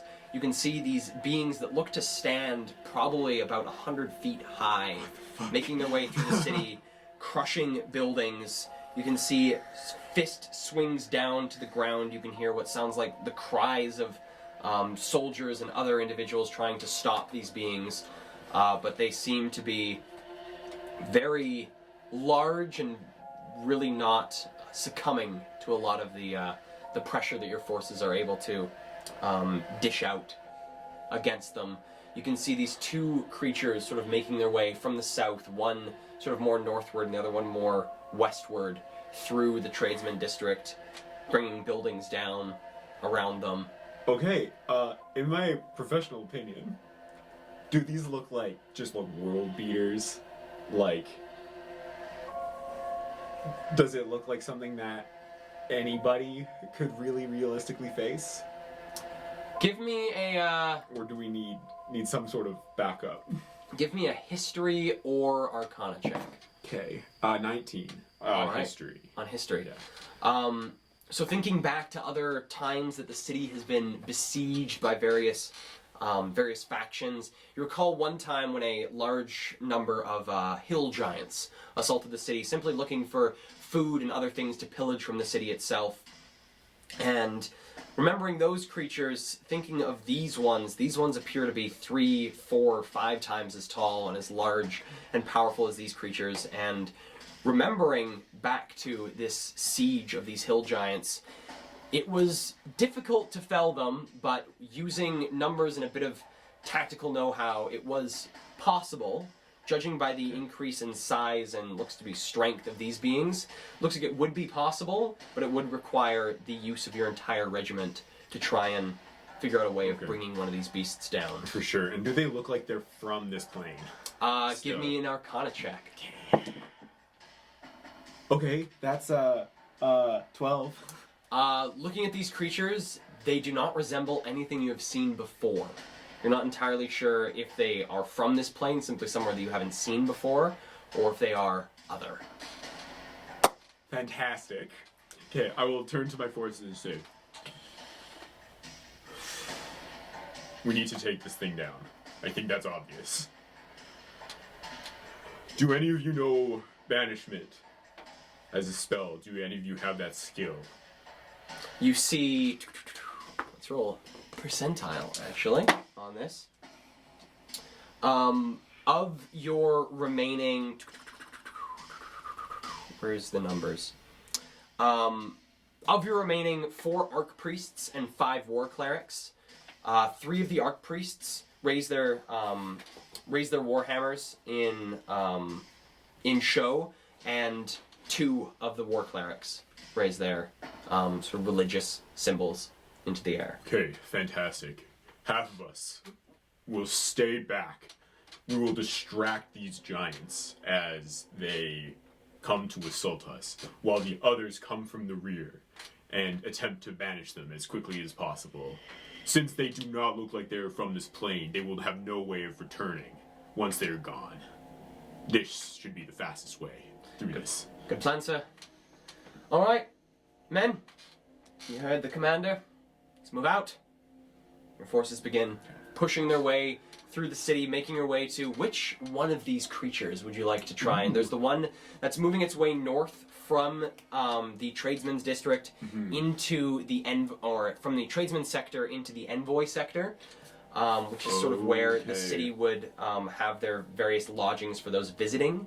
And you also see the one that is moving westwards, making its way towards the Grove sector, which is where you have things like places where monks and other religious figures would go to meditate, also sort of like the public parks of the city itself. Okay, and those are pretty far apart from each other, right? Pretty far apart. Yeah. So it's looking like one or the other. Doesn't look like there'll be time to take out both simultaneously. Okay, and those were both people who were having problems, huh? Both people who are having problems. Okay, I'm gonna go to Rhea then. All right, Yeah. so going into the Grove. the Grove. So bringing your forces western through the city, making your way through the streets, you notice that after taking out this contingent of forces, you don't see any large groupings of enemy forces. You see some as you're making your way through some of these lesser creatures that you and your forces are able to quite easily clean up as you're making your way through the city itself. Sweet. After about a 15-minute walk through the city, march through the city into the Grove, towards the Grove district where this creature is making its way, crushing buildings, bringing down large clock towers and spires throughout the city itself, you find yourself on just the cusp of the tradesman's sector and the Grove sector itself. Glancing about through the city proper, you can see down to the south of you what remains of most of the city walls have been completely demolished by these creatures. You can see in the far distance what looks to be smoke rising from just beyond the city, and a thick plume of dust is spreading across what looks to be the northeastern portion of the city. And as you get closer and closer to this large behemoth that is pummeling the city, you can feel in the ground each of its footfalls, each of its fistfalls against the buildings and such around. So you lead a contingent of your forces. Yes, I would like. Into the front? Yes, I would like to sort of split it. Basically, the remainder of sort of a full company to the front, with sort of orders to stay back and stay out of range, out of the club strikes, but also sort of try to kite it towards them, while I lead the remainder of the other squadron around to the other side, and we'll attempt to banish it. All right.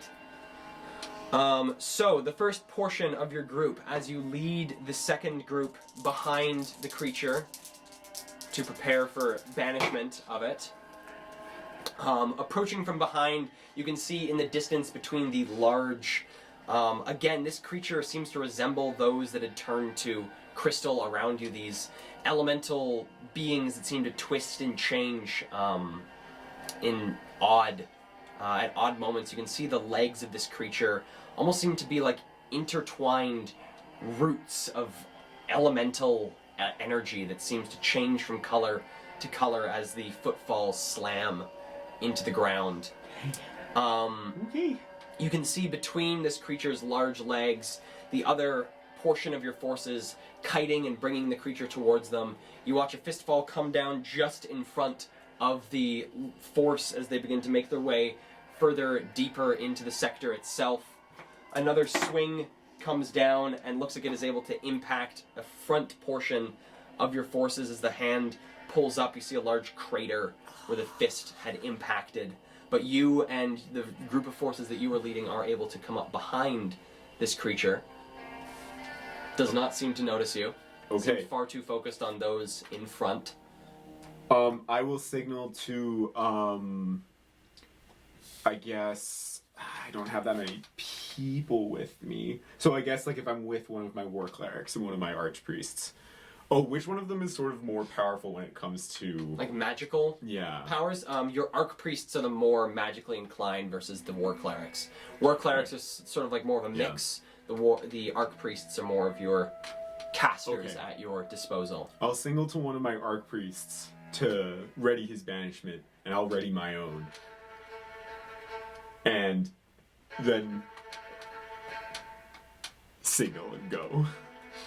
So within 60 feet, all right, when they vanish. So that's a charisma saving throw or banishment. All right, so you're having yourself and one of the other archpriests prepare theirs to cast simultaneously? Yeah. All right, so this thing is going to roll simply once, but with disadvantage against the banishment. And what is your DC for this thing? It's a 19 and it's a charisma save. Yeah. And this thing's stats... Oh, is in here. Cool. Alright, so the disadvantage roll is a 16 in total. So reaching up towards this creature, you see the effect begin to activate. However, you see it resist the effects. You can see parts of it begin to dissipate and change and almost twist against the spell. And then you see it push back against it. It looks like the spell did affect it, but it used something to improve its resistance to it. Oh, that's extraordinarily impolite. It is going to swing down again at your forces. Your forces in front are able to get out of the way as another impact slams down. Seems like they noticed this attack against it, this partially successful banishment against the creature. What would you like to do? Okay, I would like to...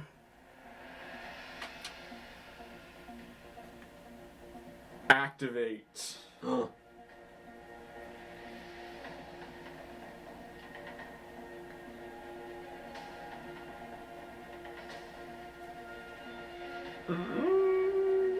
Yeah, I would like to activate my Corona of Light once again. Okay. So suddenly you begin to pour light from your body, becoming this beacon of holy radiance as you make your way towards this creature. And I would like to charge towards it. Or like hold, like actually no, I don't even charge towards it. I just hold back and say, "We must take this thing down, no matter the cost." And raise my hands upward in a flame strike. In a column that goes directly up Directly its body. up the its entire body. way. All right, and what is the? Oh, sorry. I mean a firestorm. Oh, what the heck is firestorm? Okay, firestorm is the area of the storm consists of 10 10-foot cubes, which you can arrange as you wish. Each cube must have at least one face directly adjacent to the other. They must make a dexterity saving throw or take 7d10 fire damage on a failed save, or half as much on a successful one. Wow. And I have my corona. Okay, yeah, so it has disadvantage, and I'll say because it is a very large creature and it is within this whole thing, it will take twice the damage. So you roll, instead of Thanks, 7d10, it takes 14d10 damage. Should it fail, its save, which it got a natural 1 and an 8. Oh my god. So it does not save. That's tough. Takes full damage against 14d10. Should I just use a dice roller or should I do the entire Either thing? do like a dice roll or roll 7d10 and then double it. Oh, okay. Something along those lines. Okay. 2, 3. This is insane. Okay. 4, 17, plus 16, plus 8 is 24, plus 21 is, sorry, is that right?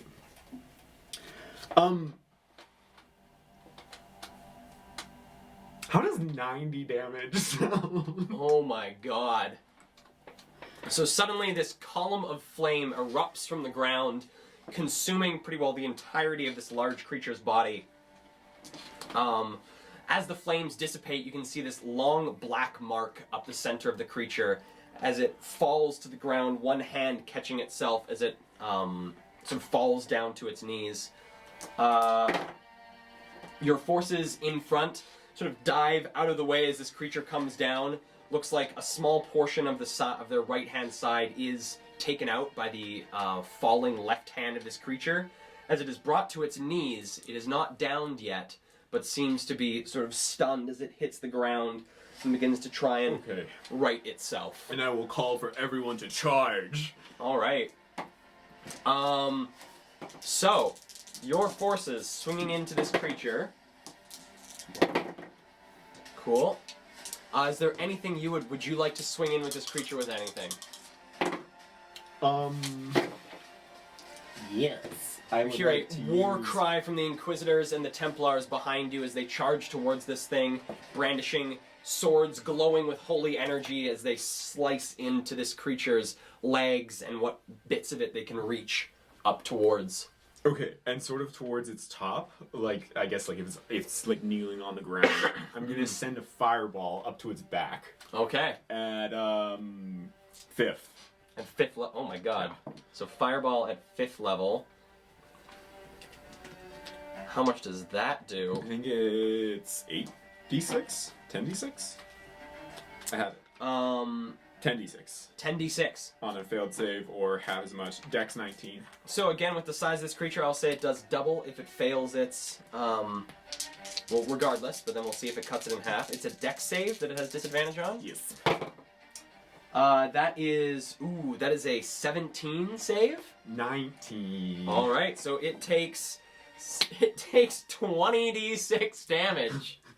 How hard did you think this fight was gonna be? Well, I don't even know. This thing also has a crap ton of health. 90 damage Oh, is yeah. pretty hefty, but this thing is pretty strong. Has a lot of health and Okay. Jesus. Okay, these dice that M gave us are actually insane. rigged. Oh my Like, god. we should probably stop using them. And gave us rigged yeah. dice. Just for reference, I rolled 5 of them. It's a 6, a 6, a 6, a 4, and a 3. Oh my god. So, that's 220.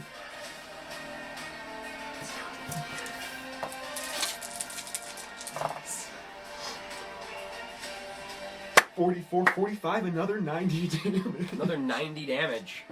So another blast of 90 damage, so 180 damage in total. In addition, with the swings of your allies, this creature sort of crumples down to the ground and begins to push itself back up to standing.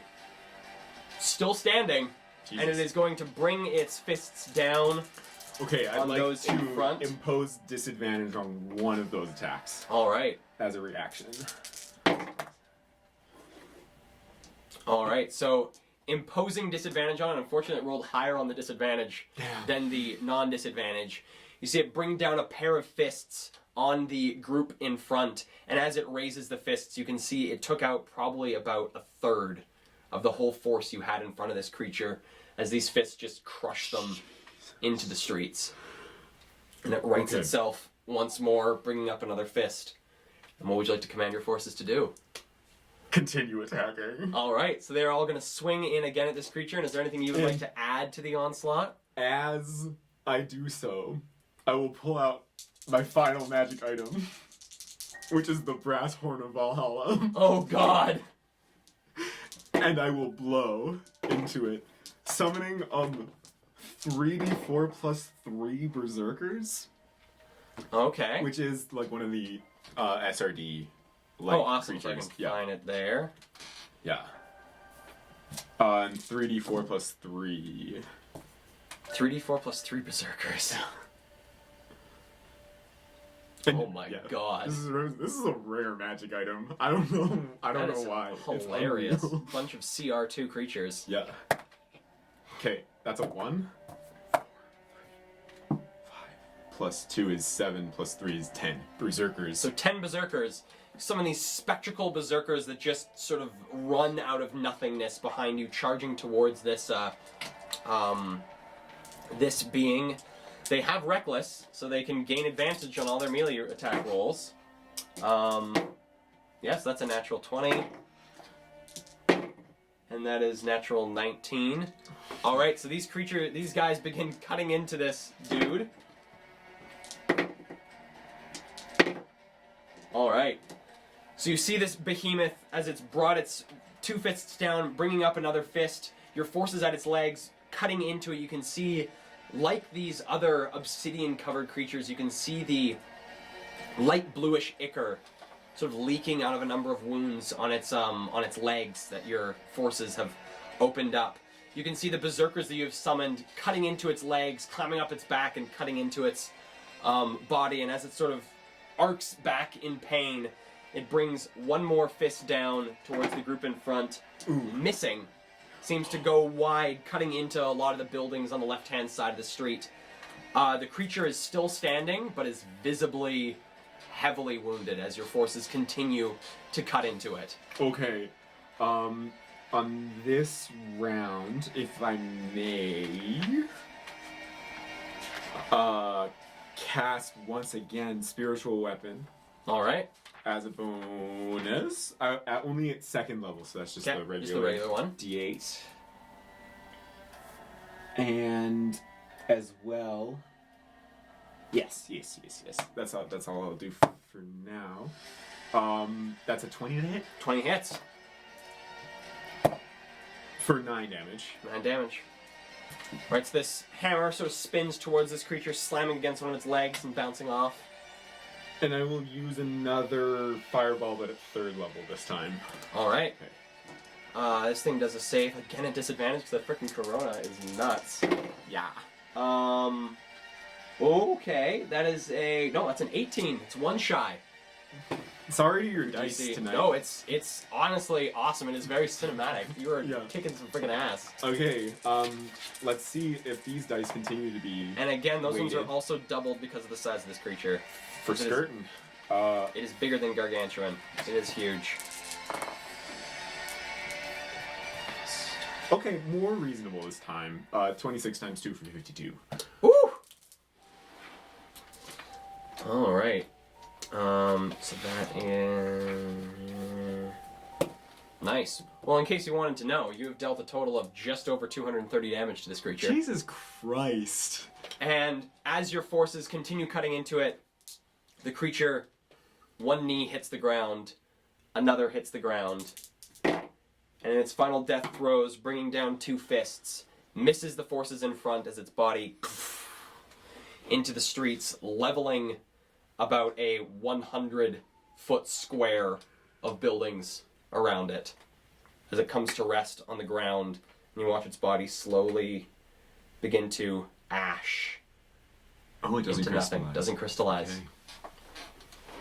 Few moments pass as its body begins to disappear, and you do notice at the very center of where this creature once was, there is a singular crystalline spire, probably about 6 feet in height, maybe about 3 feet in diameter, that has sort of appeared where this creature My has God. disappeared from. Can I see what's going on with it?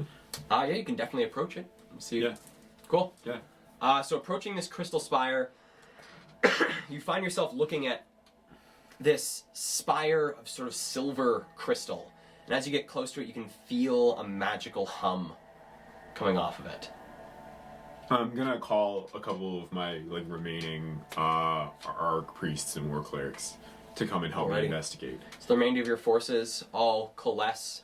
You now see what was once a great force of 123, reduced to about 90, has now been reduced to about 30 members in your force. And as they group around, calling out to your arc priests, your 2 remaining arc priests come forward. Okay. And the clerics are all dead. Clerics are all gone. Brutal. 2 arc priests. Sort of as we're waiting, does anyone look like they're dying but not dead yet?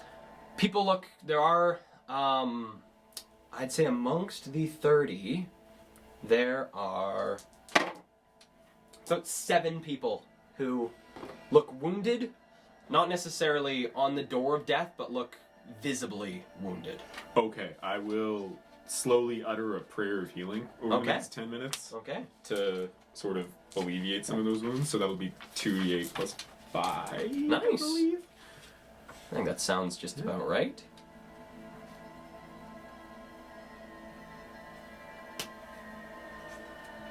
Oh my god. What? Just that was brutal. That was a big frickin' dude. Yeah. Took down one of these titans. Yeah. Just 3 rounds, he almost kills everybody, but somehow still goes down. Somehow still goes down. Thank God. Okay, that was good. That was 20 just for reference. Nice. Yeah. So you see a lot of the wounds on these individuals begin to close. You can see your Inquisitors, all 3 are still alive. And what remains of your High Templars and your Templars, a lot of their wounds begin to close and they begin to breathe quite a bit easier. There's not as much sort of pained breathing amongst the group. Find peace in tears light, friends. They nod and they sort of take a knee, resting. And yeah, we're gonna look at this. Does it look important, or does it just look like a pillar? Looks like a pillar of this silver crystal. That looking at it as you get closer, you can see it's almost been driven into the ground. Seems to have been something that rested at the core of this creature that as it fell was driven into the ground. Does it look inert? Like it's not doing anything anymore? Give me an investigation check with advantage because you've got your Archpriest there. Heck yeah. That's an 18. Looking at it, you can see it looks like you can sense that it's humming with magical energy, and as you look over at it and examine it, sort of infusing it with small bits of divine energy to see if it reacts at all, it doesn't seem like it has any immediate negative purpose. Doesn't seem like it's preparing to explode or that it's unstable in any sort, but it seems it gives off an intense amount of magical energy, this item, this, I guess, spire of crystal. Does anyone here know how to dispel magic? Could someone turn it off? Could someone turn it off? One of your 2 remaining Archpriests. Yes, sir, I do know how to generally dispel magic. Please, try. Well, there's nothing. Stay safe. They reach a hand towards this spire of crystal, and closing their eyes, you see this sort of white dust begin to form in their hand that begins to arc towards. Give him guidance. We'll get him guidance, okay? Yep. begins to guide towards the crystal itself. You see this energy enter the crystal, and you watch one long crack fragment up the crystal itself. Besides that, the crystal remains the same. Still humming. Still humming with magical energy. Brutal. Okay, I'll take a couple steps back and I'll say, I don't like this, but I don't think we can waste ourselves on it today. There's too much else to do. Fair enough. We should move on. All right. Yeah. As you are all standing about this crystal, many of your forces resting, you can see once you dismiss your archpriests, they make their way through the group, doing what they can to mend any wounds they can. A messenger runs up to the group, heavily out of breath, and they take a few moments, and your group opens up to let them in. Grand Inquisitor. Yes. Sir, the Exarch requests your presence back at the Abbey. Many of the sectors have fallen. He's calling for a full-on defense of the Abbey itself. I'm not sure how long we can hold out. Feared this. Okay. Thank you for coming to me. Yeah. Please, make haste. To be with you. And they sort of like slowly begin to make their way. Do they look okay? Or are they kind of beaten up? Looking at this messenger, give me a medicine check. Okay. 23. Okay, looking at this messenger, you can see as they're standing there, they seem to be hiding it a bit with their body posture, but they have one long, dark groove cut into what looks to be like the right hand side of their body. This long, black cut. Messenger, Yes, come to me. sure thing. And they get in front of you and immediately kneel. Of almost everyone here, you are some of the most important on the field. Please, Thank you. request help when you need it. And I go up to him and I cast Cure Wounds on him. All right, give me a roll for that sweet, sweet cure wounds. For a 1, that's gonna be a D8. 5 plus 5 is 10. All right, you feel the healing energy leave your body and enter the body of this messenger. You see the wound begin to stitch itself up until what remains is just sort of this light scar where the wound once was. You hear them, thank you, sir. Run swiftly. Will do. And they take off back down the street. Okay. And yeah, we will go hang out. Go make our way back to the Abbey to hang out with the Exarch. All right. So making your way back to the Abbey, looking about the city, you can see now what looks to be about 4 of these large behemoths, one of which you just felled, are now making their way through the city, bringing down buildings. You can see these large plumes of dust filling the air, smoke rising from about the city itself. Okay. As you arrive back to the sort of central courtyard that the Abbey itself is in, you see what remains of the forces of the other Grand Inquisitors. And looking around, you see about you, you see, where is it there? You see Beldrin Halish, the human ranger, so known as the Quiver of Tyr, standing with what remains of their 20-some forces. Okay. You see Justinia Blackbrow, the sorcerer, Tyr's cleansing light, standing with her 30 remaining forces. You see some small groups of between 15 and 20 other groups of Inquisitors and Templars and a few Legionnaires mixed in. But you don't see any sign of either Geralt or Rhea. Damn. I'm gonna go help out Rhea. This is what she gives me in return? That's what she gives you in return.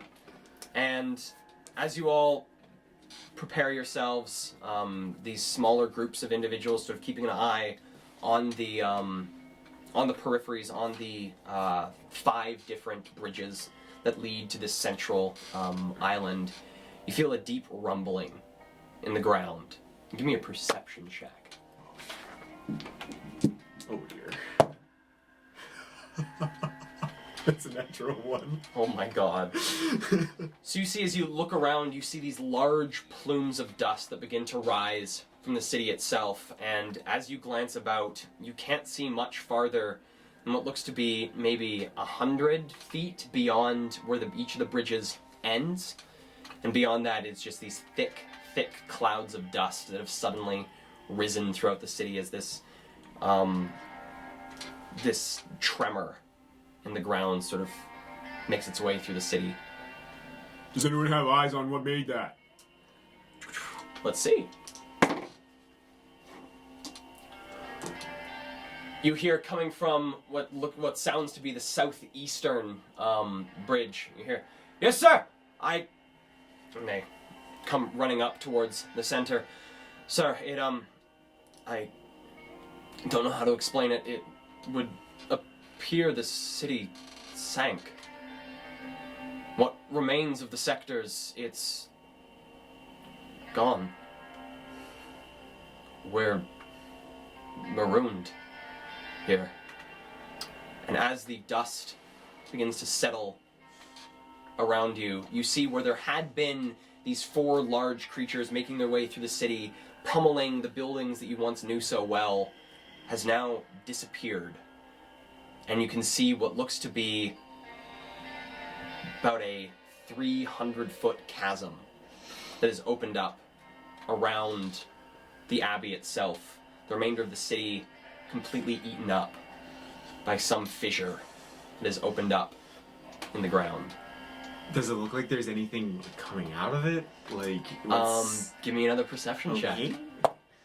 Okay, better. That's a 22 that time. Looking towards the north, towards the Sea of Mists, and towards the wharf sector where Geralt Durlin had been sent off to defend, you can see the water from the sea pouring into this chasm, beginning to slowly fill it, almost as a moat around the city itself. And you see something large moving underneath the water. You can see something rising and falling beneath the waves as this deluge of water fills this fissure around the city itself. You hear a voice behind you exiting the building. You recognize it as the voice of Saphira Avum, of the Cardinal Inquisitor. "Brothers, sisters, we find ourselves in dire times against foes that it seems that even Tyr's light cannot defeat. We must stay strong. We must defend what we believe is right, for the righteous, for those in this world that may not be able to survive against these creatures. Our messengers report that we have lost Rhea and lost Geralt to these creatures. We stand less, but nonetheless strong against these beings. Steel yourselves, brothers and sisters. We do not know what will come next."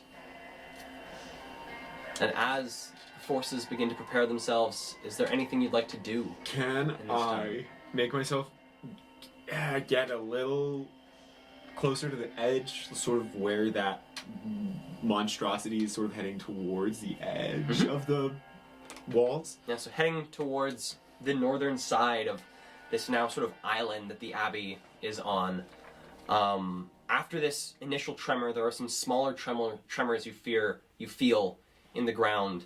One of the things you've noticed is since this chasm has opened up, there's no more of these creatures coming through the city. Seems that the chasm has swallowed up any forces that were making their way through the city itself.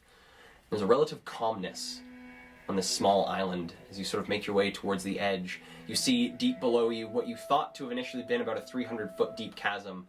It's now a chasm you can barely see the bottom of as it is beginning to get filled with water, slowly but surely rising higher and higher. Best you can judge, the water below you is probably just over a kilometer down. Jeez, okay. And looking down, you can see... Give me actually a perception check for this one. Here. Oh, that wasn't a real roll. That's a 9. Glancing down, that was a 9 in total? Yeah. You can see some dark shape moving within the water, you can tell is very large, as even from this distance you can see it, but it's hard to tell what it may be. Okay. The bottom's full kilometer. Full kilometer down. Jesus. Okay. But it is slowly but surely rising as the water from the Sea of Mists is sort of pouring into this chasm. It's beginning to fill it up. Okay. How quickly do you think it's rising? Like, is it Give me- noticeably, or is it going to take a few days? Give me a survival check. 20. Not natural. Judging by the distance and looks at the speed at which water is rushing in from this large opening from where the wharf once was, and now it's just an open channel in from the Sea of Mists, you probably have between an hour and a half to 2 hours before it reaches your level. Oh, okay. Right. So you do have a little bit of time if you would like to take a short rest, or if you would like to interact at all with any of your forces, if you'd like to move people around. Yeah, actually, a short rest would be awesome. All right. Yeah. Take a short rest, roll some of those hit dice. Yeah. Okay. And this is up to half?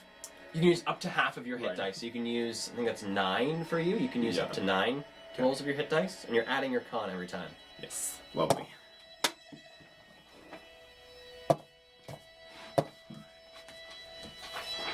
Ah! I'm dropping so many things. Wah, wah.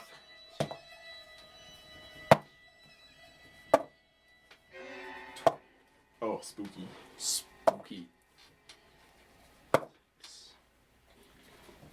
Save this up. I just rolled like 3/8 in a row. Oh my god. I don't know what's going When on.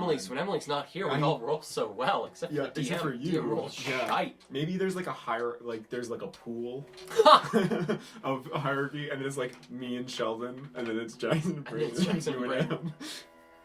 Oh my god. Yeah.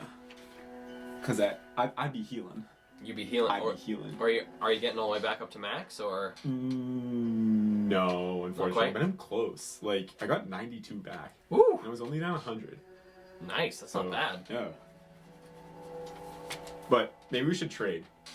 Ha! You want? No, you Okay. keep those dice. Okay. I'm keeping mine here. For certain. Maybe. Oh, you have all the good rolls stayed up for the end. Well, a good roll stayed the up for the final very battle? end, for the final battle here.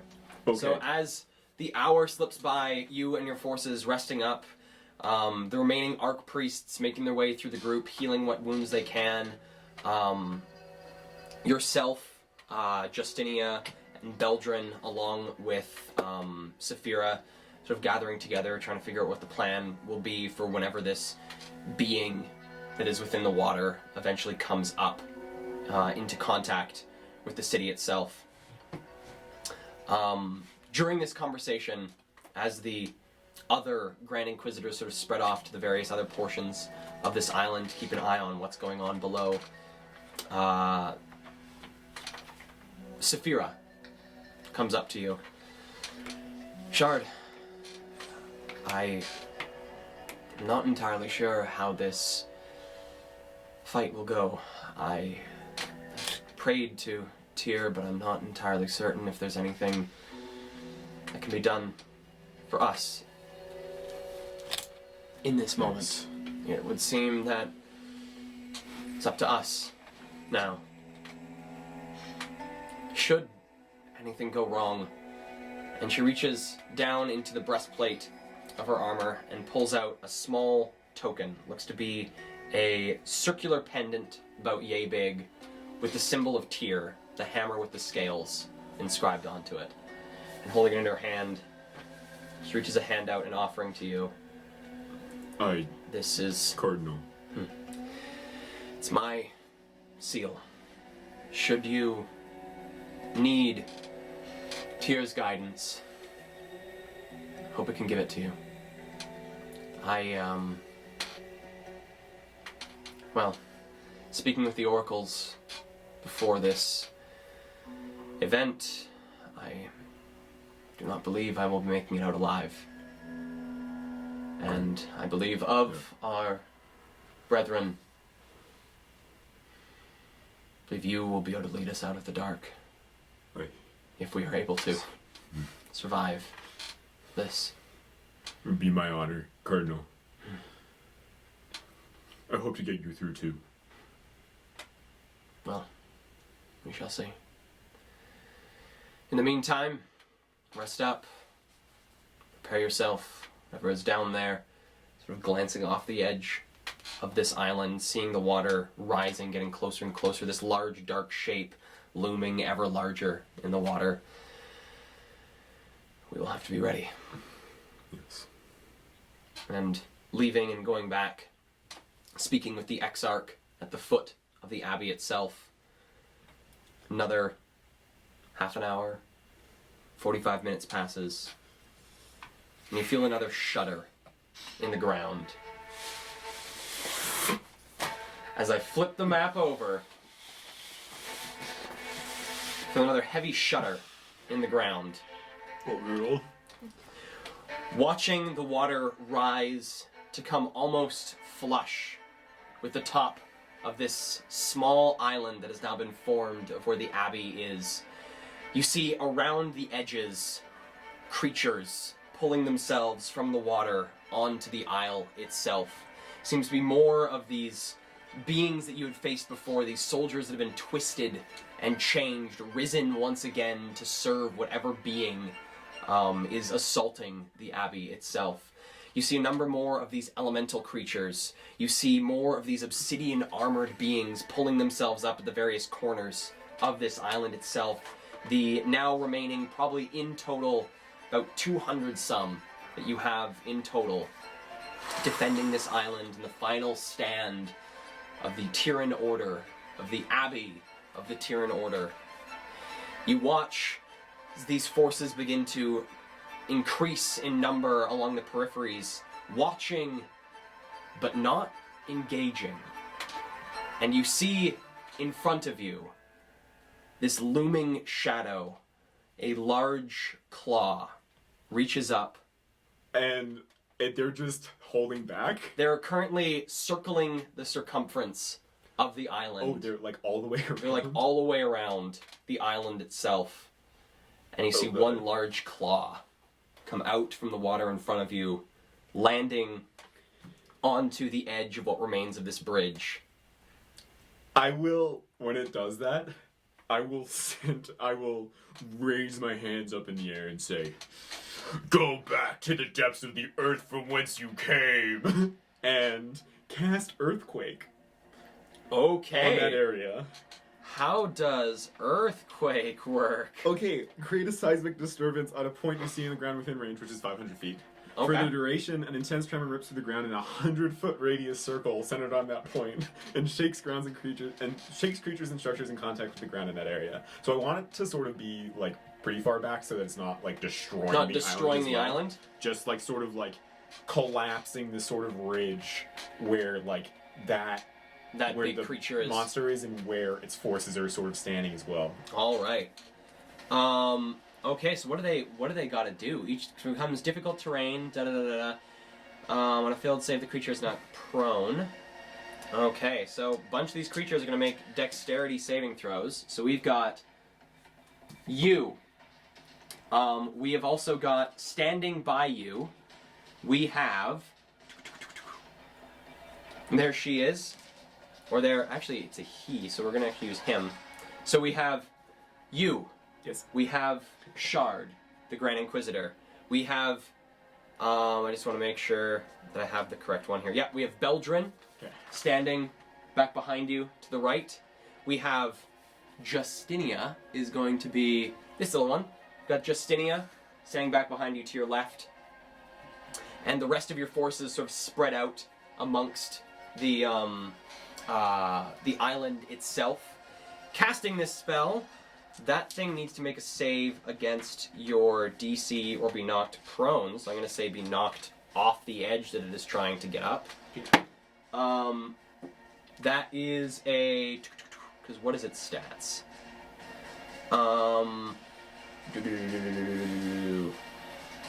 It's a what? Dexterity saving throw? It's a 17.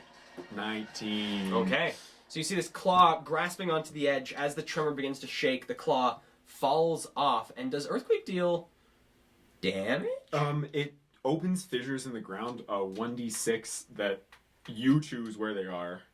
So like it's like 100 radius arc. And then there's 1d6 of them, and they are 1d10 by 10 feet deep and 10 feet wide. Alright, well roll me a 1d6. 6? You can check it if you want. Oh my, I believe you. Good God. Yeah. Okay, why does it plays everything else continuously, but it won't play my combat music continuously? It just doesn't want to fight, it wants to love. It just doesn't want to do that. Yeah. Okay, so, and then it's, so 6 of them, so then roll me 1d10. Okay, they are 8. They're 8 feet deep. 80. Oh God, it's 80. Yeah. 80 feet deep and 10 feet wide. How long are they? Extends from one edge of the spell's area to the opposite side. Oh God. So I guess, there's like a low key. Okay, so there is these fissures that now extend there. So that's a fissure. There's a fissure here. Sort of separating you from the corner there. There's a fissure here. So you watch as these fissures begin to form all across the area. Okay, and then anything that was standing on a spot where one opened must succeed on a dexterity saving throw or fall in. Otherwise, they just move with the edge.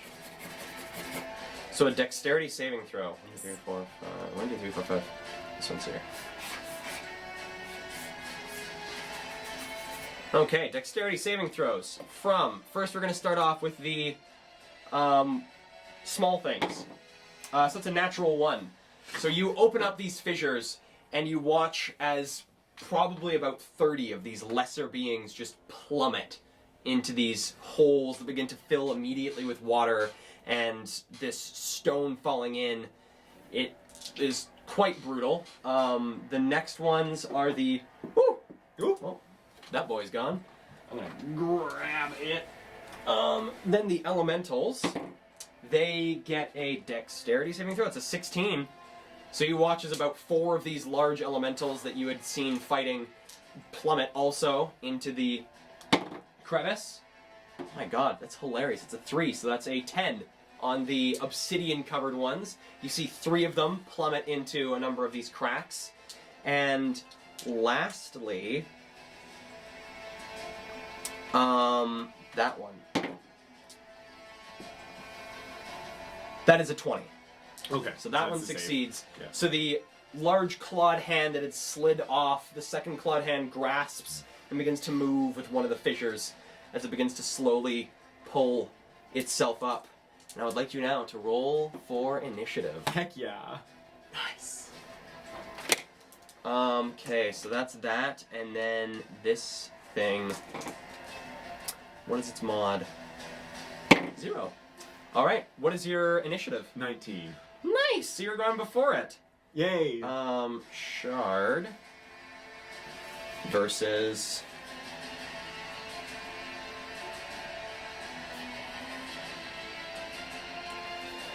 Alright, so yourself, the 200 some in total encompassing this whole island, forces of the Tyran Order against what looks to be an incredible amount of these creatures, easily counting within your sight of probably 500, 600 of these beings pouring up from the sea, pulling themselves up onto the edges of this island as this large clawed hand, the second one, pulls itself up, and you watch rising out of the water is what could only be described as this elemental dragon. As it pulls itself out of the ground, you see, created by the same sort of intertwining root-like tendrils of this ever-changing elemental energy, this creature pulls itself up, these plates of what look to be elemental dragon scale locking themselves into place across its body. It pulls itself up, and with these two blood-red eyes, lets out a deafening roar across the island itself. And you hear from behind you, Saphira yell to the members of the Tyran Order, "May Tyr's light guide you!" And what would you like to do for your turn? You are on the top of initiative. Thank God. Then music had been there. Thank Jesus. Thank Tyr. Thank Jesus Tyr. doesn't live here. Jesus doesn't live here. It's just Tyr. I would like to cast a I don't know, man.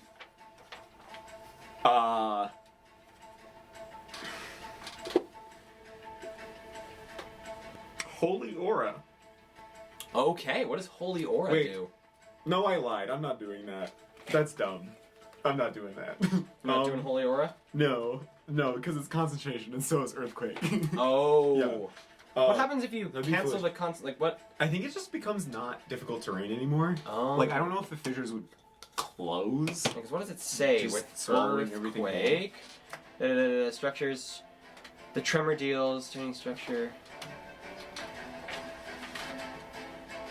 Interesting.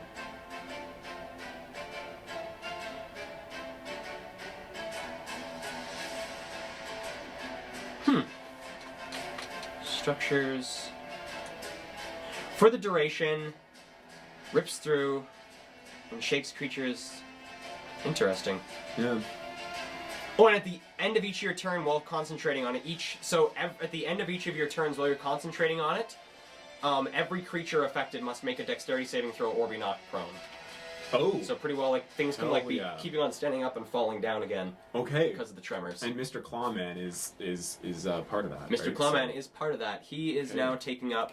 He is huge, so he is taking up a very large portion of that.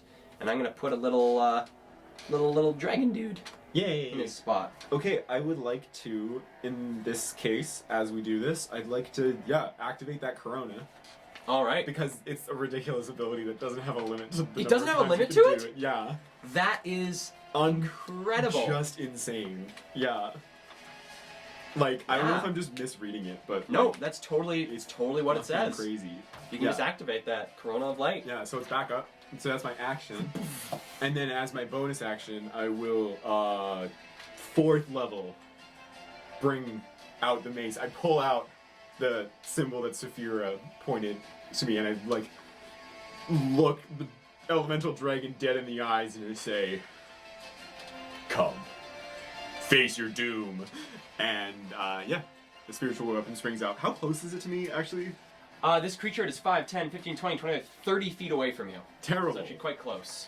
Okay. But not close enough. So that's within range of the spiritual weapon, right? To I believe spawn? so, because I think spiritual weapon has a range of 60 feet Yeah. to spawn it. Yeah. So it's out. And then it's 2d8, 3d8 right now? Yeah, if it's just level 1, it's 2d8. Or if it's level 1, it's 1d8. Level 2, it's 1d8. Level 4, it's 2d8. It's 2. Yeah, I'm doing 4. 4th level. So, I will attack.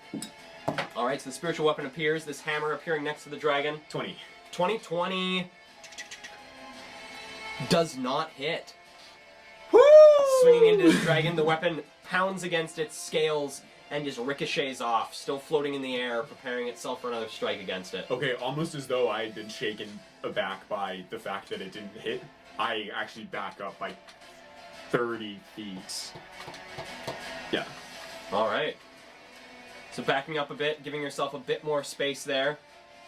You watch as around you, your combatants as well as those others of the Tyran Order that you do not command fight against these creatures.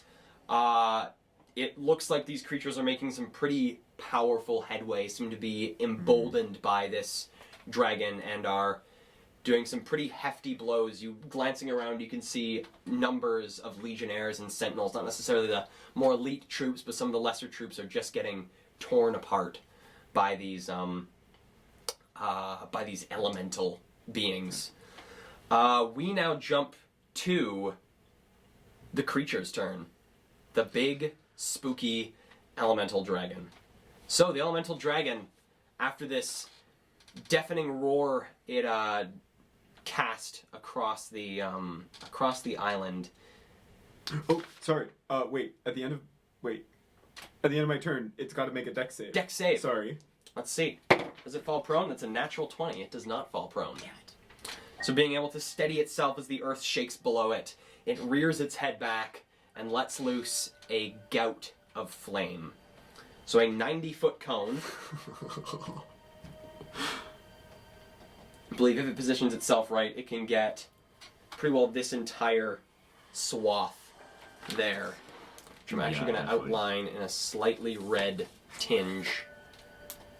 Because that's 5, 10, 15, 20, 25, 30, 35, 40, 45, 50, 55, 60, 65, 70, 75, 80, 85, 90. So this massive gout of flame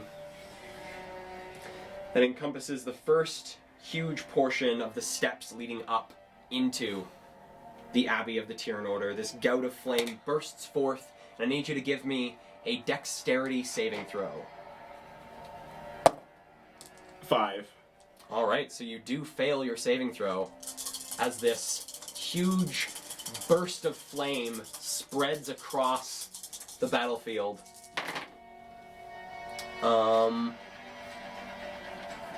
So that is 6, 8, 10, 14, 14 plus 6, 20.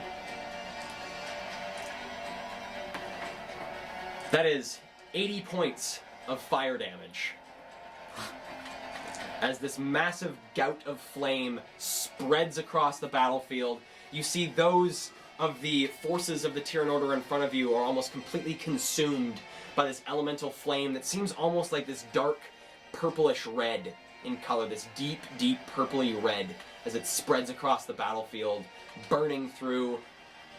You can feel underneath your armor, you can feel your skin begin to char and burn, and as the flames recede, you see Justinia in front of you, hand outwards, a small aura of holy energy, sort of protecting her slightly from the blast, but still looking quite burn-scarred herself. Justinia, sort of pressing a hand to her chest, you see this bright glow of radiant energy spread off of her, and she is going to cast, because I just want to double check.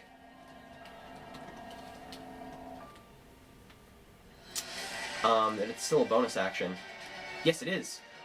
So, you gain 10 points of health. Wow. As Justinia, having activated her beacon of light, now casts Mass Healing Word on herself and a number of the others around her. You see a couple, like literally only a couple of the people that have been consumed by this flame sort of pushing themselves off the ground, having not been completely reduced to ash by this creature's breath. We now gotta go here and see if it recoups its ability. Cool. I don't like that. The forces start to push back the Tyran Order, seeing this gout of flame and being emboldened by this adrenaline, this fear of what is happening around them. They fight back against these creatures, pushing them slightly back as this battlefront begins to move forwards and backwards across the island itself. What are their abilities? Just gotta double check. So Beldrin, pulling 3 arrows from their quiver, loads them all simultaneously into their bow, and you watch as the bowstring is pulled, this yellow light strings itself along the bow, and the bolts or the arrows themselves turn into these brilliant darts of holy energy, and they fling towards this creature, and this makes me so sad that the music is being so mean. Fire themselves towards the creature and making 3 different attacks. Oh! 5, 10, 15, 25, 30, 40, 45, 60. Just being within the bright light, these attacks have advantage. They have advantage on anyone within bright light. So the first attack, Gorgeous. is a 22. That just hits. Second attack is a natural 20. And third attack is a 23. Beldrin. So Beldrin loosing a number of arrows.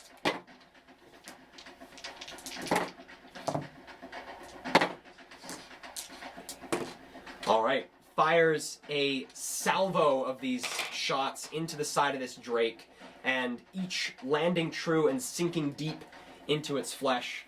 The dragon does not look pleased at all by this, as it has been dealt a pretty serious blow by these 3 arrows that have struck into it, and Beldrin, 5, 10, 15, ducks behind one of these large pillars, stretching upwards into the sky.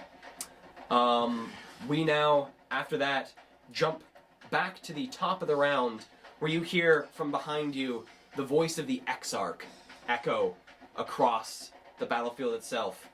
Maetier's Radiance! And you hear the slamming of something metallic on stone. Guide you! And you feel from the ground itself the entire island begin to hum with radiant energy. You regain your ability to do your lair actions on this island. Thank you. So at the top of initiative, you get your lair actions. So which one would you like to use? Okay, perfect. I would like to use, people are either dead or unwounded at this point, Either right? dead or the few that have been raised by Justinia's mass healing word are heavily wounded, so those are the ones that are still alive, but the Yeah. rest that didn't get up are very much just dead. Brutal. Okay, and righteous empowerment is an added 3d8 Mhm. on attacks On attacks. and spells. Okay. Mhm. So yeah, I will consecrate. Consecrate? The earth again once again. All the right. earth again once again. So consecrating the ground within 60 feet of you. This big dude is going to make a saving throw, and he is within. He's just at the very edge of your corona. Tight. So does it with disadvantage, and it is a wisdom saving throw. That is a 6 plus 9, so that's a 15. So does not save against the 18. So it takes the full damage. Thank goodness. Cool.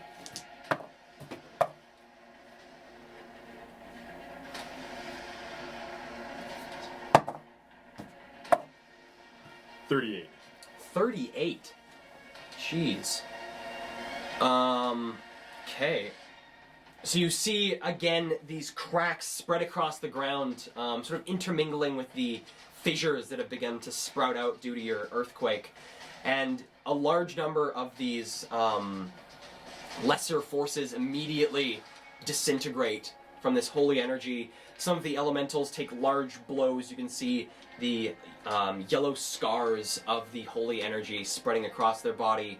And this drake at the far end of the island itself gets covered in sort of these yellow cracks where the consecration sort of works its way up its body. It looks like it took some pretty serious damage from that, but it's still alive, kicking, and angry. Yeah. And at the top of initiative, what would you like to do with your turn? So I realized that I forgot to roll concentration on the earthquake Ooh. when you cooked me, so When I I think I cooked have you. to do a natural 20. I believe so. It's a natural 20 on this point. It's cocked on the other one. No. Alright, so the highest was a earthquake. 15. The tremors do fade, but these large fissures that are still in the ground do remain. Okay.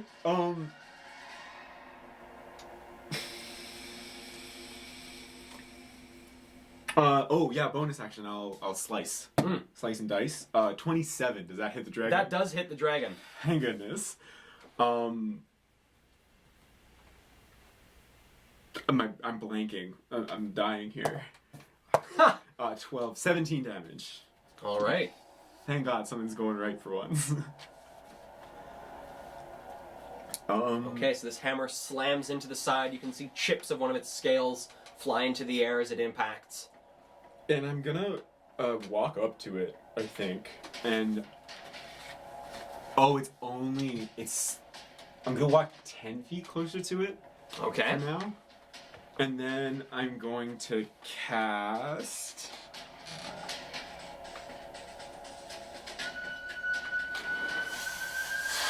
Fireball. Okay. At 5th level towards it. All right. Yeah. What's a 20-foot find? Cool. Yeah. Big area. Just get that little island. And it's got to do a dexterity saving throw against that. And it has disadvantage, right? Because it's within your... Yeah. So that's an 8 plus 7? 8 No, plus dex 7, so save. 15. So fails. Rough. Takes full damage That's from the attack. Rough. So that's another 10d6, right? Yes, it does. Oh, okay, yeah. Yeah, it's biting back now. Oh, now it wasn't good? No, it was 12 on the first 5. Oh. Yeah. It's 21, 22, 24, 28, 30 damage, sorry. 30. Nice. Yeah.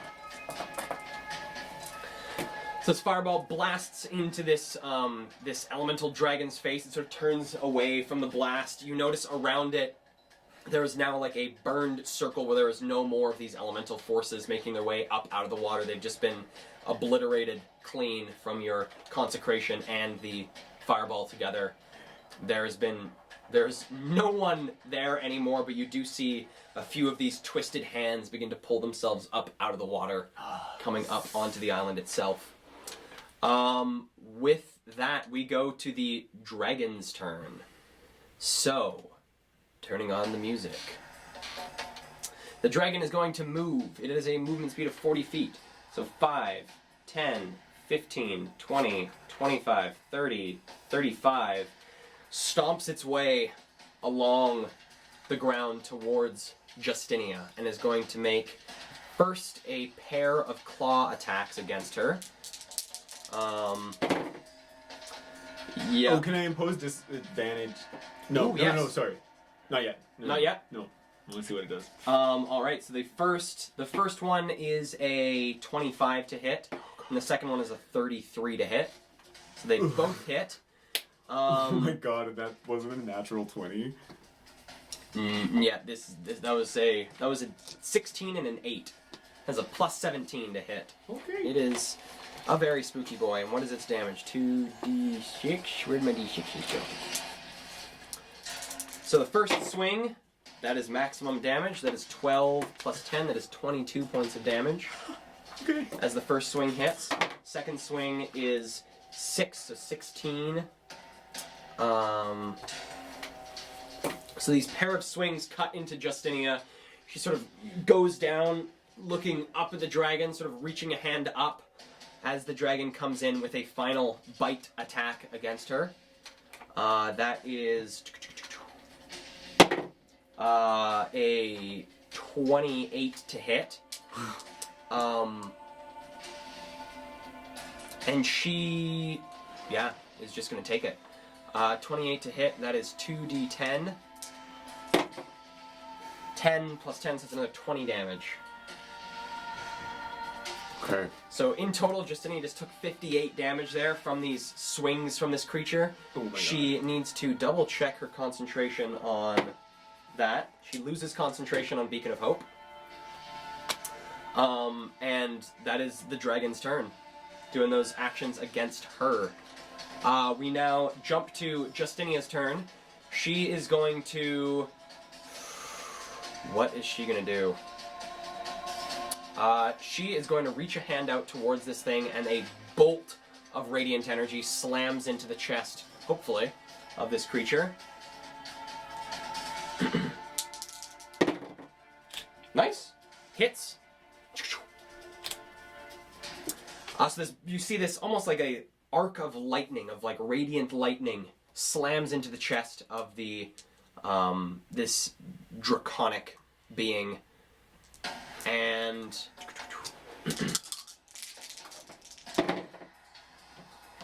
all right, does a pretty hefty sum of damage, and yeah, she's just gonna back away. She's gonna provoke an attack of opportunity and try and get away from it. Okay. Can I impose disadvantage on this one? Yes, you can. So the first swing to hit would have been a 31. Second one to hit is a What is that? It's a 2.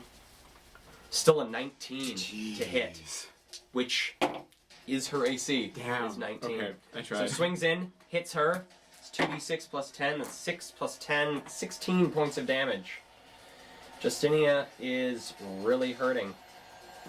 But she's able to get away. She's going to go 5, 10, 15, 20, 25, 30, 35 up onto the steps.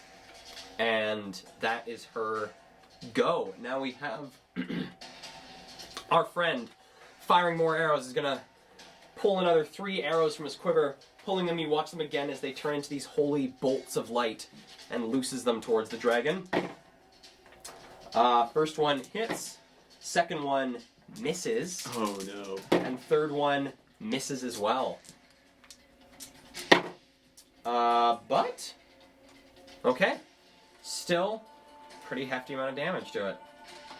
Sweet. And with that, we reach the end. The forces of this creature seems to be a pretty even back and forth between the lesser troops, between the legionnaires versus these sort of turned beings. However, the elementals do seem to start getting the best of the Templars. And lastly, these obsidian-covered creatures, you watch them as they carve almost effortlessly through a pair of Inquisitors. Oh my god. They got Okay. a very nuts roll.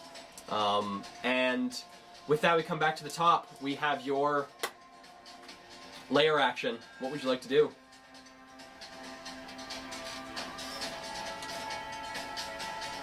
Okay, I think I'm gonna use Tears Mending. Actually. Yeah.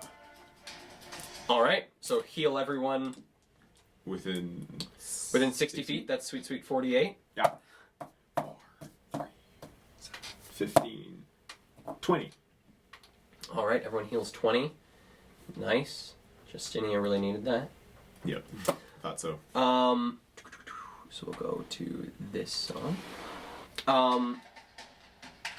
You see, sort of glancing over your shoulder, you see a number of the burn marks and cut marks across Justinia's body begin to close. You notice around you a pair of soldiers, a pair of Templars, facing some of these elementals, begin to become bolstered by your healing. But still, things are looking pretty rough for them there. Dire. With that, we jump to your turn. What would you like to do? Okay, I would like to. Does this dragon look good, or is it hurting somewhat? You can see a number of its scales have shattered or broken in places, and you can see underneath more of this blue ichor sort of dripping off of its body. And as it hits the ground, you can see it crystallizes in small places as it impacts the ground. The dragon still looks quite healthy, though. Although it's bleeding, it does not look phased by the damage it has taken. Okay, I'm going to. Is it within like 20 feet of where this spiritual weapon was? 5, make 10, an 15, attack? 20. It could still reach him. Okay, It would for still sure. be within 5 feet. I will start there. Natural 1. Okay. So it swings in, just ping, off of one of the scales. Okay, and seeing as it's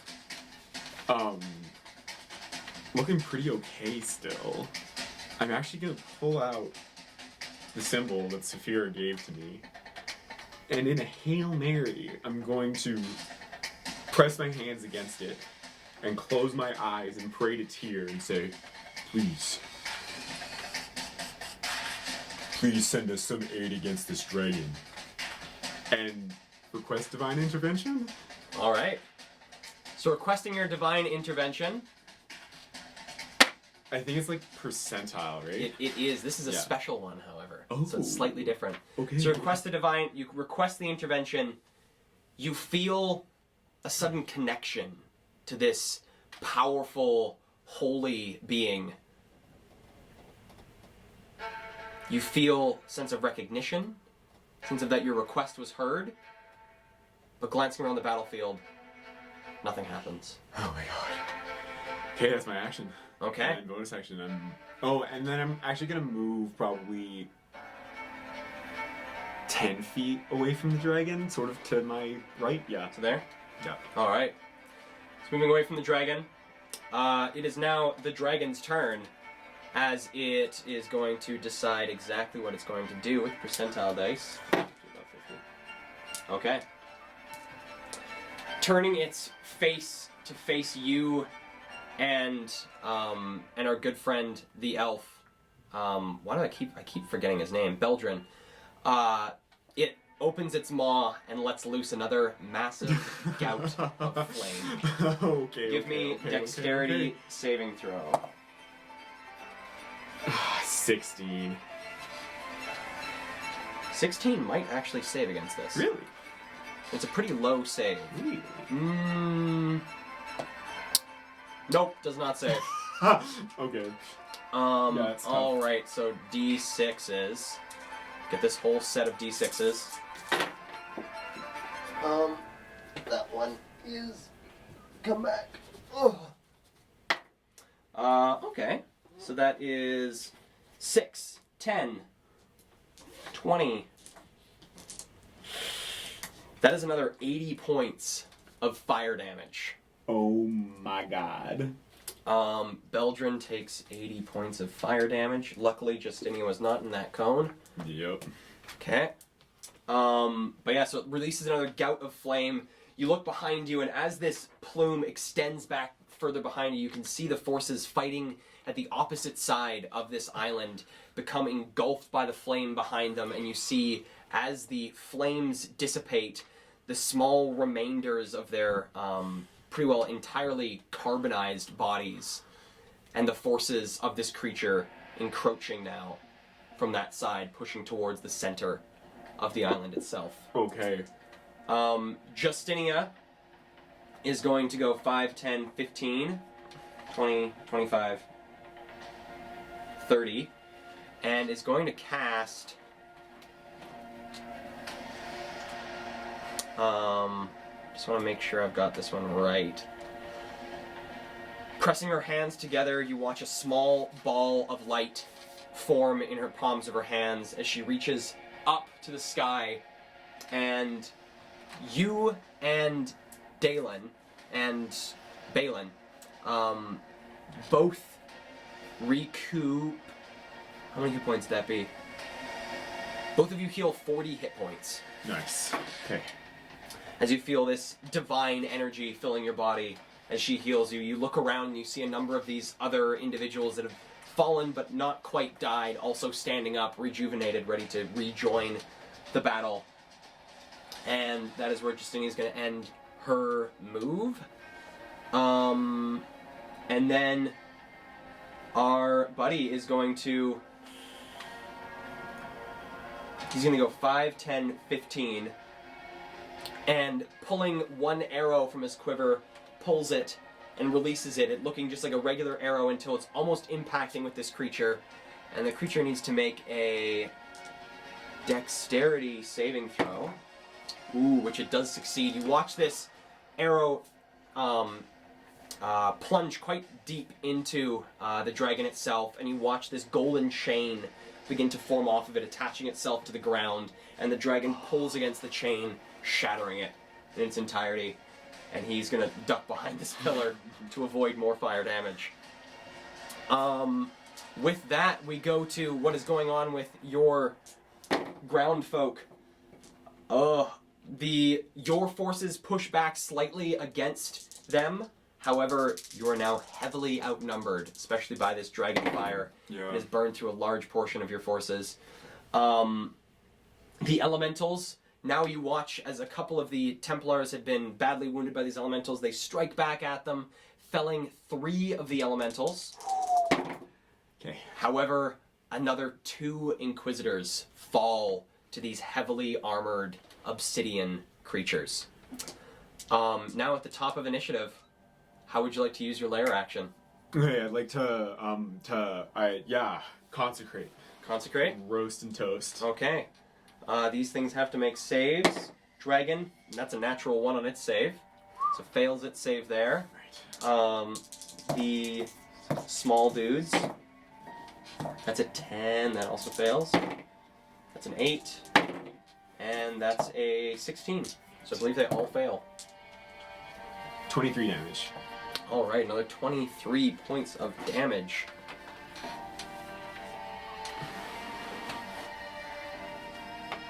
All right, you feel the consecration again spread across the ground. You see more of these holy cracks of light spreading across the battlefield, vaporizing more of these lesser beings. You watch as these elementals sort of steel themselves against the against this blast, and the dragon itself again becomes covered once again by these yellow cracks that then recede across its body. It's looking damaged, but still very much standing. Okay. And what would you like to do with your turn? Okay, I will hack at it once again, just with that bonus action. All right, get that. It was a 13 to hit. 13 so- does not hit. Clangs off of one of the scales yet again. And I look around at the battlefield, see a bunch of dead people, and I look and I say, "This abbey will not stand. Get on your feet." And I lift my hands in the air and cast Mass Heal. Oh my god. I will give myself... Is it 700 hit points that you spread? Oh Yup. god, yeah. I will give myself 100. I will give, I will give Justinia 100. I can't see Beltran because he's a coward. Yep. And I'll Oh, you have to be able to see them? Yeah, I think Oh so. no. And I'll distribute the other 500 amongst everybody else. Okay. So you feel the warm energy of Tyr rejuvenating you, fixing your wounds. You look to your left, see Justinia almost completely rejuvenated.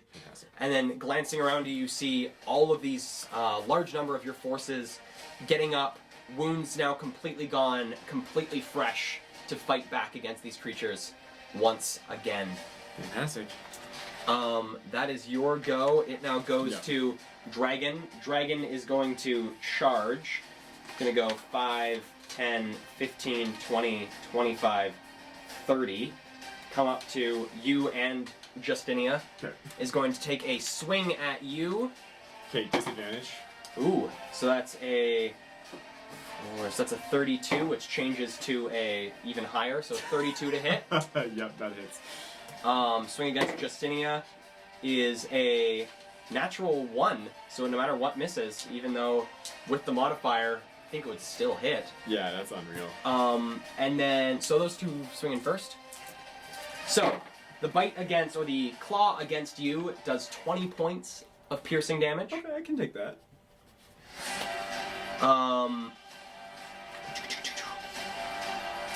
And then the claw against Justinia does 17 points of damage. Then it is going to bite down at you. Great. So that is a 30 to hit Yeah, in that total. hits. That gets in. So that is 12 plus 10, so 22 plus 22 What the fuck? plus 20. So 40 42. points. 42 points. Half of it is fire, half of it is piercing. Okay, it all hurts just the same. It all hurts. Okay. Glad I healed. Alright, and with that, that is its turn. We now jump to Justinia, who is going to once again try and get out of its reach. She's going to step away. Rolls to hit her. That is a 24 to hit. Pair of d6s, that's 5, that's another 15. It's okay, she's got full health again, so she can take this damage. And is going to reach out towards you, and you feel this protective energy surround your body. Your AC is increased by 2 for as long as she holds this concentration. She has cast Shield of Faith on you. Thank you. So your AC is Justinia. now 24. What a bro. What a bro. Yeah. You are now super tank. As she backs away, so that was 5, Yeah. 10, 15, 20, 25, 30. I decreased the roll that I needed to get from like a 4 to a 6. Boom! He's going to come out and is going to loose another one of these arrows, trying to root this guy, and does do it. You see one of these arrows come out, again Nice. piercing deep into this creature's flesh. One of these golden chains reach down towards the ground, lock the dragon once again pulling against it, but this time the chains hold taut. The dragon is now restrained Oh, great. by this chain. With that, the forces battle against each other. Ooh. The Legionnaires taking some heavy wounds. The Templars, however, vanquishing another 4 of the Elementals. Yes. The Templars are doing very well against the Elementals. And the Inquisitors sort of turning the tides back around, vanquishing 3 of these obsidian-covered creatures. However, you watch as from the waters on the far western side of the... there's not enough room on this, but from the far western side of the island, another one of these dragons rises up Sorry, what? and spreads a massive gout of fire across the western side of the island itself. Lovely. Okay, I will, it's restrained in front of me, huh? It is restrained in front of you. Okay, I'm gonna take a couple steps. I'm gonna back up 25 feet, actually, straight up. Alright. So, it will take an attack of opportunity against you? Yeah, not disengaging. Oh wait, it hasn't had a turn yet, since it took an attack of opportunity against her. It can't. So you go 5, unreal. 10, 15, 20? 20 feet back? 25. 25. Yeah. And I will bonus action strike it with that special weapon. Another natural 1. Ping! Just off the armor. I blew all my good rolls against. You blew all your good rolls. Yeah. And I will, now that it's sort of frozen in place there, I reach my hands up in the air again and focus and bring a column of flame down on it as I do a flame strike. Another flame strike. Nice. This is a dexterity saving throw on its part? Yes, and it's At disadvantage. My corona. It's my corona. That is a natural 4, so that's an 11. Nay. Okay, so that is starting with the fire. 22 fire damage. Okay. And 18 radiant damage. So Okay, 40 so 40 total. damage in total. Alright. So this column of radiant flame comes down on the dragon. The dragon sort of winces from the pain and looks up at you and begins to charge forward. It can try. With that... Ooh, we forgot to do your layer action. What would you like to do for your Oh. layer action? Are people looking pretty beat up around me? Around you, back towards the back of you, that is where this dragon's gout of flame pretty well annihilated a large portion of the combatants, and now you see a lot of these sort of more foot soldiery types making their way towards you. Seem to be now focusing, now that there's less others to deal with, focusing on the larger, scarier threats. Okay, I will attempt to bring them down with the consecrated ground. All right. So another consecration. These guys. Natural 20. Natural 20 again. Jeez.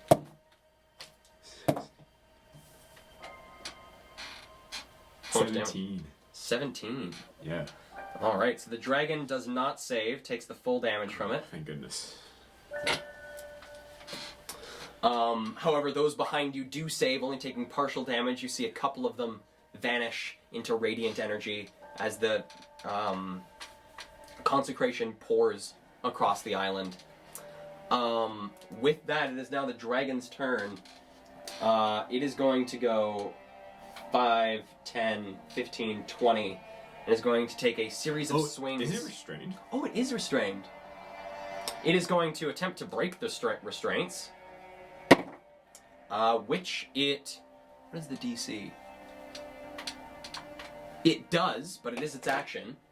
So pulling against these restraints, you see these holy chains shatter as it charges towards you, getting within melee range, but not having enough time to make any swings. Justinia is going to fire another bolt of energy at this creature. That unfortunately does not hit. Mm-hmm. And then dude here is going to fire another 3 sets of arrows. First one hits, second one misses, third one hits. Yay!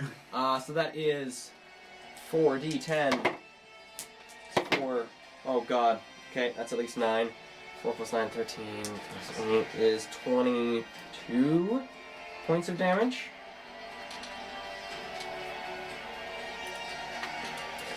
And with this dragon, you now begin to see more of this bluish ichor dripping off of its body.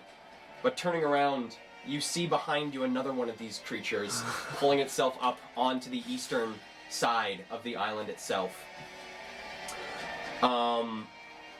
With that, you can hear from this position, you can't quite see over onto the western side. You hear what sounds like another gout of flame spread across the western side of the island. And you can now see a lot more of these forces are encroaching on all of you. You can see there is now a large group of these obsidian-covered creatures surrounding your elvish friend, or not, that's the human, surrounding Beldrin. And that is the end of that. So now it goes back to the top with your lair action. Okay, once again, we'll consecrate. All right. Dragon fails, things behind you fail, and things around Beldrin fail.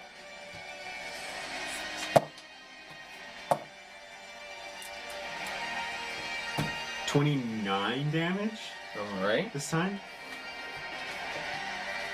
And so another blast of this holy energy surrounds you. You can see it still picking at this dragon. It is still looking incredibly strong. You can hear the growls of the one behind you. And what would you like to do for your turn? I would like to say, you can no longer be here, and cast banishment on it. Ooh. Oh wait, sorry. Yes, yeah, actually, I said it. Go Okay. for it. So it rolls. That is a 9 plus its charisma. Yeah. So that is 9 plus 13. So that is 22. 19. So Save. unfortunately, it saves Okay. against the spell. That's rude. That's okay. I'll just give it my best shot with that spiritual weapon for 22 to hit.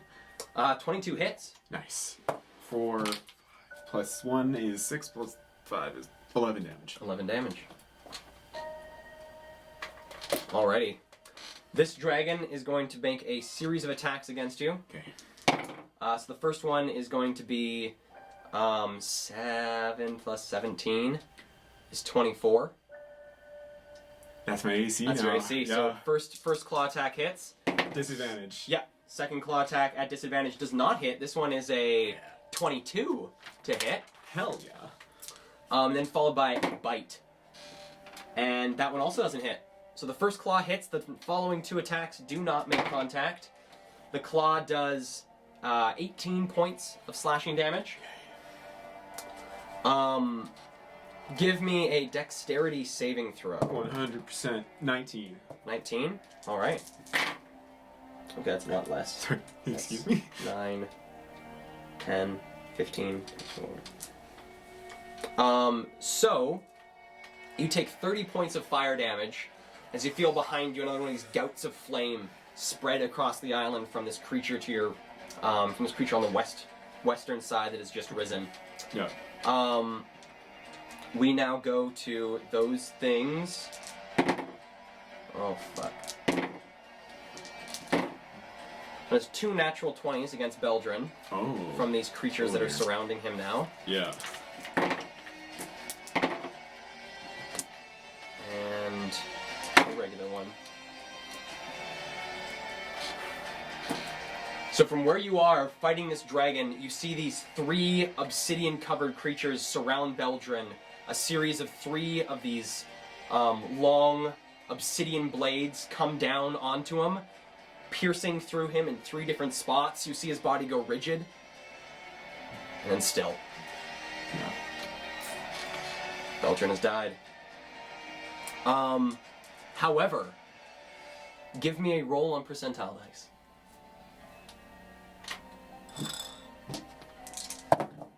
37. 37. You feel something reaching towards you from the back of your mind, but it doesn't quite make contact. From there, we now jump to top of round again with you in your you with your lair action. Okay. Frustrated, and I'm gonna just keep unleashing this hallowed ground All upon right. them. This consecrated earth.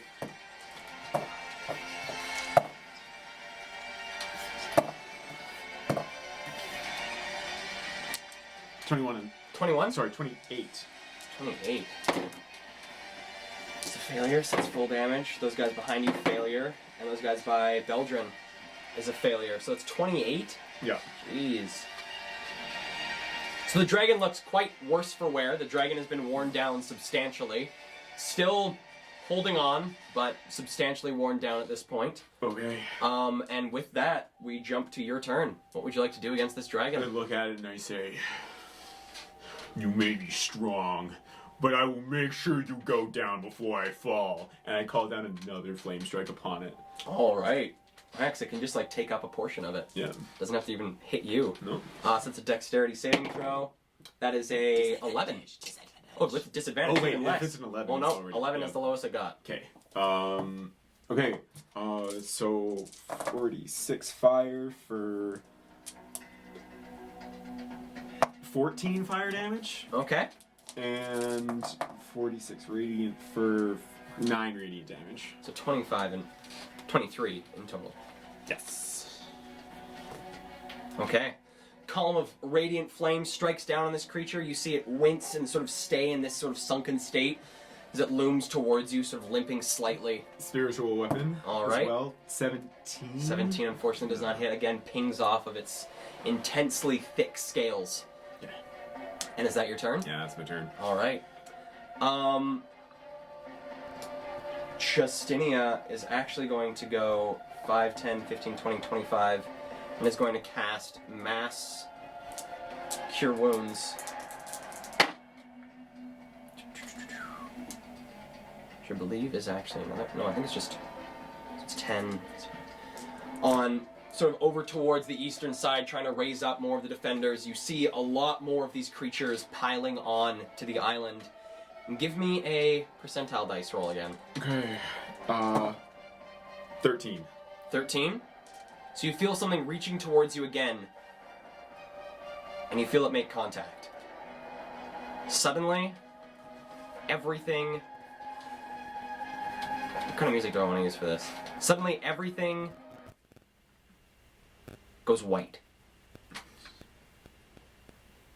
You find yourself standing in a completely stark white environment. Looking around, it doesn't seem to be anything that would show like where you are, where you have gone. But as you look around, you hear whispers in the back of your mind, words that you're not quite able to comprehend. And as you turn your face to face forward once more, you see a cloud of mist. And from behind the mist, this yellow form shines through. That of a massive humanoid creature holding a hammer in one hand and a set of scales in the other. Okay, I fall to my knees. Oh, tear. My child, I see you have called on me in a time that you require aid. Yes. Well, let me first give you sight. And a hand reaches through the mist, and as the hand passes through the mist, you see these black scars covering this yellow holeyed form as it sort of reaches forward. Your arm. It is fine for now. And you feel the soft, almost like just warm heat pressing against the side of your head, and suddenly you find yourself looking from above at the island that you are standing on. You see yourself battling against this dragon. You see the two other dragons that have come up on the other sides of this island. You see another one emerging from the southern side. You see the forces that have dwindled to almost nothing. These forces encroaching on the isle itself. My child, there is not much we can do to save us, to save our people. These beings, well, they are not of normal comprehension. They are simply made to eradicate. Now, I know it may come as a difficult proposition, but the only way to stop these creatures, as the tomes of old say, these cataclysms, beings born of the Titans who created me, who created the planes themselves. The only way to stop them is to sever our connection. My child, I know it is a terrifying prospect to be left adrift in the cosmos to fend for yourself. But without it, and this being steps forward from this cloud of mist that's been obscuring it, and you see the holy form of what looks to be a large human with glowing white eyes, wielding this massive, glowing holy hammer and a metallic silver set of scales. And all across their body are these dark grooves. And you see, as the mist begin to fade, piles of these huge behemoths, similar to the ones that you had faced in the city, that seem to be besieging this very realm where Tyr exists. I don't have much time against these beings. And kneeling down towards you, face massive compared to you, but getting very close. We must do the unspeakable to allow us to survive. Right. But where will you be? Will we see you again? One day, even without me, the light of Tyr will still live within you. Trust in it.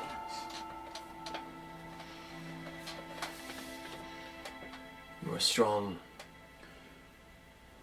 You will outlast this. Yes.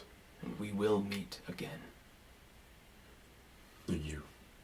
And reaching his hand out towards you, placing the scales on your right-hand side, you see a small dagger appear in his hand. I cannot sever these bonds myself. It requires the hand of someone else. I understand. As the hand pulls away, you start to see these tendrils string off from the godly being, reaching into various corners of this completely blank space. Tyr. This is goodbye for now, my child. You see, glancing down towards the floor, you can see again the world span out below you. You can see the island that the Abbey of the Tyrian Order has been reduced to, covered in these creatures. You see yourself below fall to one of these dragons. You see Saphira slain by a horde of these twisting, malevolent beings. And you see the Exarch impaled on one of the swords of the same creatures that killed your friend. I looked at Tyr again and I say, thank you. Thank you for your light. And I plunge my new dagger, Tyr's dagger, into the tendrils. Alright, so plunging it down towards the tendril in front of you, it immediately severs, and there is suddenly a flick where you feel something snap within you. Suddenly, you find yourself lying on the ground, face up towards the sky, hordes of creatures moving about you, covering the abbey around. Suddenly you feel a welling of energy from your heart, and as you stand up, looking at these beings around you, you reach a hand out towards one of them, and as you just about make contact, the creatures... You watch all around the aisle.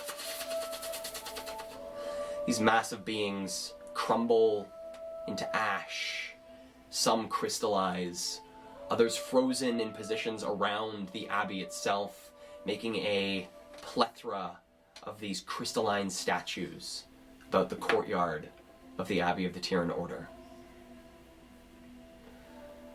As you make your way through the battlefield, looking at the fallen corpses of your allies, finding the bodies of Justinia, of Saphira, coming across the body of Beldrin, once again, finding the Exarch themselves. You see the destruction these creatures have wrought. Over the next 50 years, you continue your work at rebuilding the Tyran Order.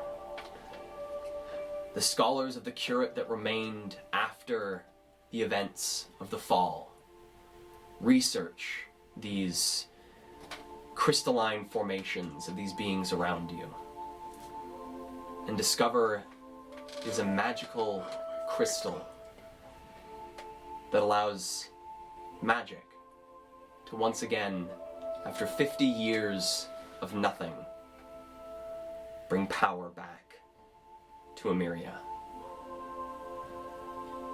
You begin the forging of the Scarlet Inquisition, a group of Templars, some that survived, others that were raised in the aftermath, sent as the saviors of Emeria, those chosen by Tyr to guide those who survived the fall. And with that, that is where we're going to end the one-shot for tonight. Thank you so much, you guys, for tuning in to Dungeons and Drama Majors, for sticking around with us through this crazy one-shot where we had some fun technical difficulties, had a bunch of fun, crazy battles with some freaky dragons, and with Ben here creating history with Shard, the Grand Inquisitor of the Tyran Order, who, in our world of Emeria, still is very much alive. Wait, excuse me? 500 years later, he is still very much alive. For reasons that we will have to find out later in the campaign itself of Dungeons and Drama Majors. Once again, I want to thank you guys so much for tuning in. We will have this posted onto YouTube for you guys to take a peek at by early tomorrow, hopefully by about 10 o'clock Mountain Time. Yeah. However, in the meantime, thank you guys so much. I believe that we are still a couple followers away. Let me just double check here. A couple followers away from our 75 follower dream. Once we reach 75 followers, we will be doing a giveaway to all of you guys that are subscribed. We're going to be randomly choosing someone and sending off a little gift package. Who knows what it will contain? It will contain some nice little things. Also, it's free stuff. So please, if you have any friends that you want to subscribe so we can get these last couple followers up until 75, that would be absolutely fantastic. With that, however, we will be taking possibly a bit of a hiatus during Christmas here. There is the possibility of some one-shots being run by our wonderful Ben and Jackson and Sheldon. Jackson and Sheldon possibly running a few, as both Emily and I are away visiting family for the Christmas season. However, since I will not see you guys between then and now, have a wonderful Christmas break, and we will see you later on Dungeons and Drama Majors.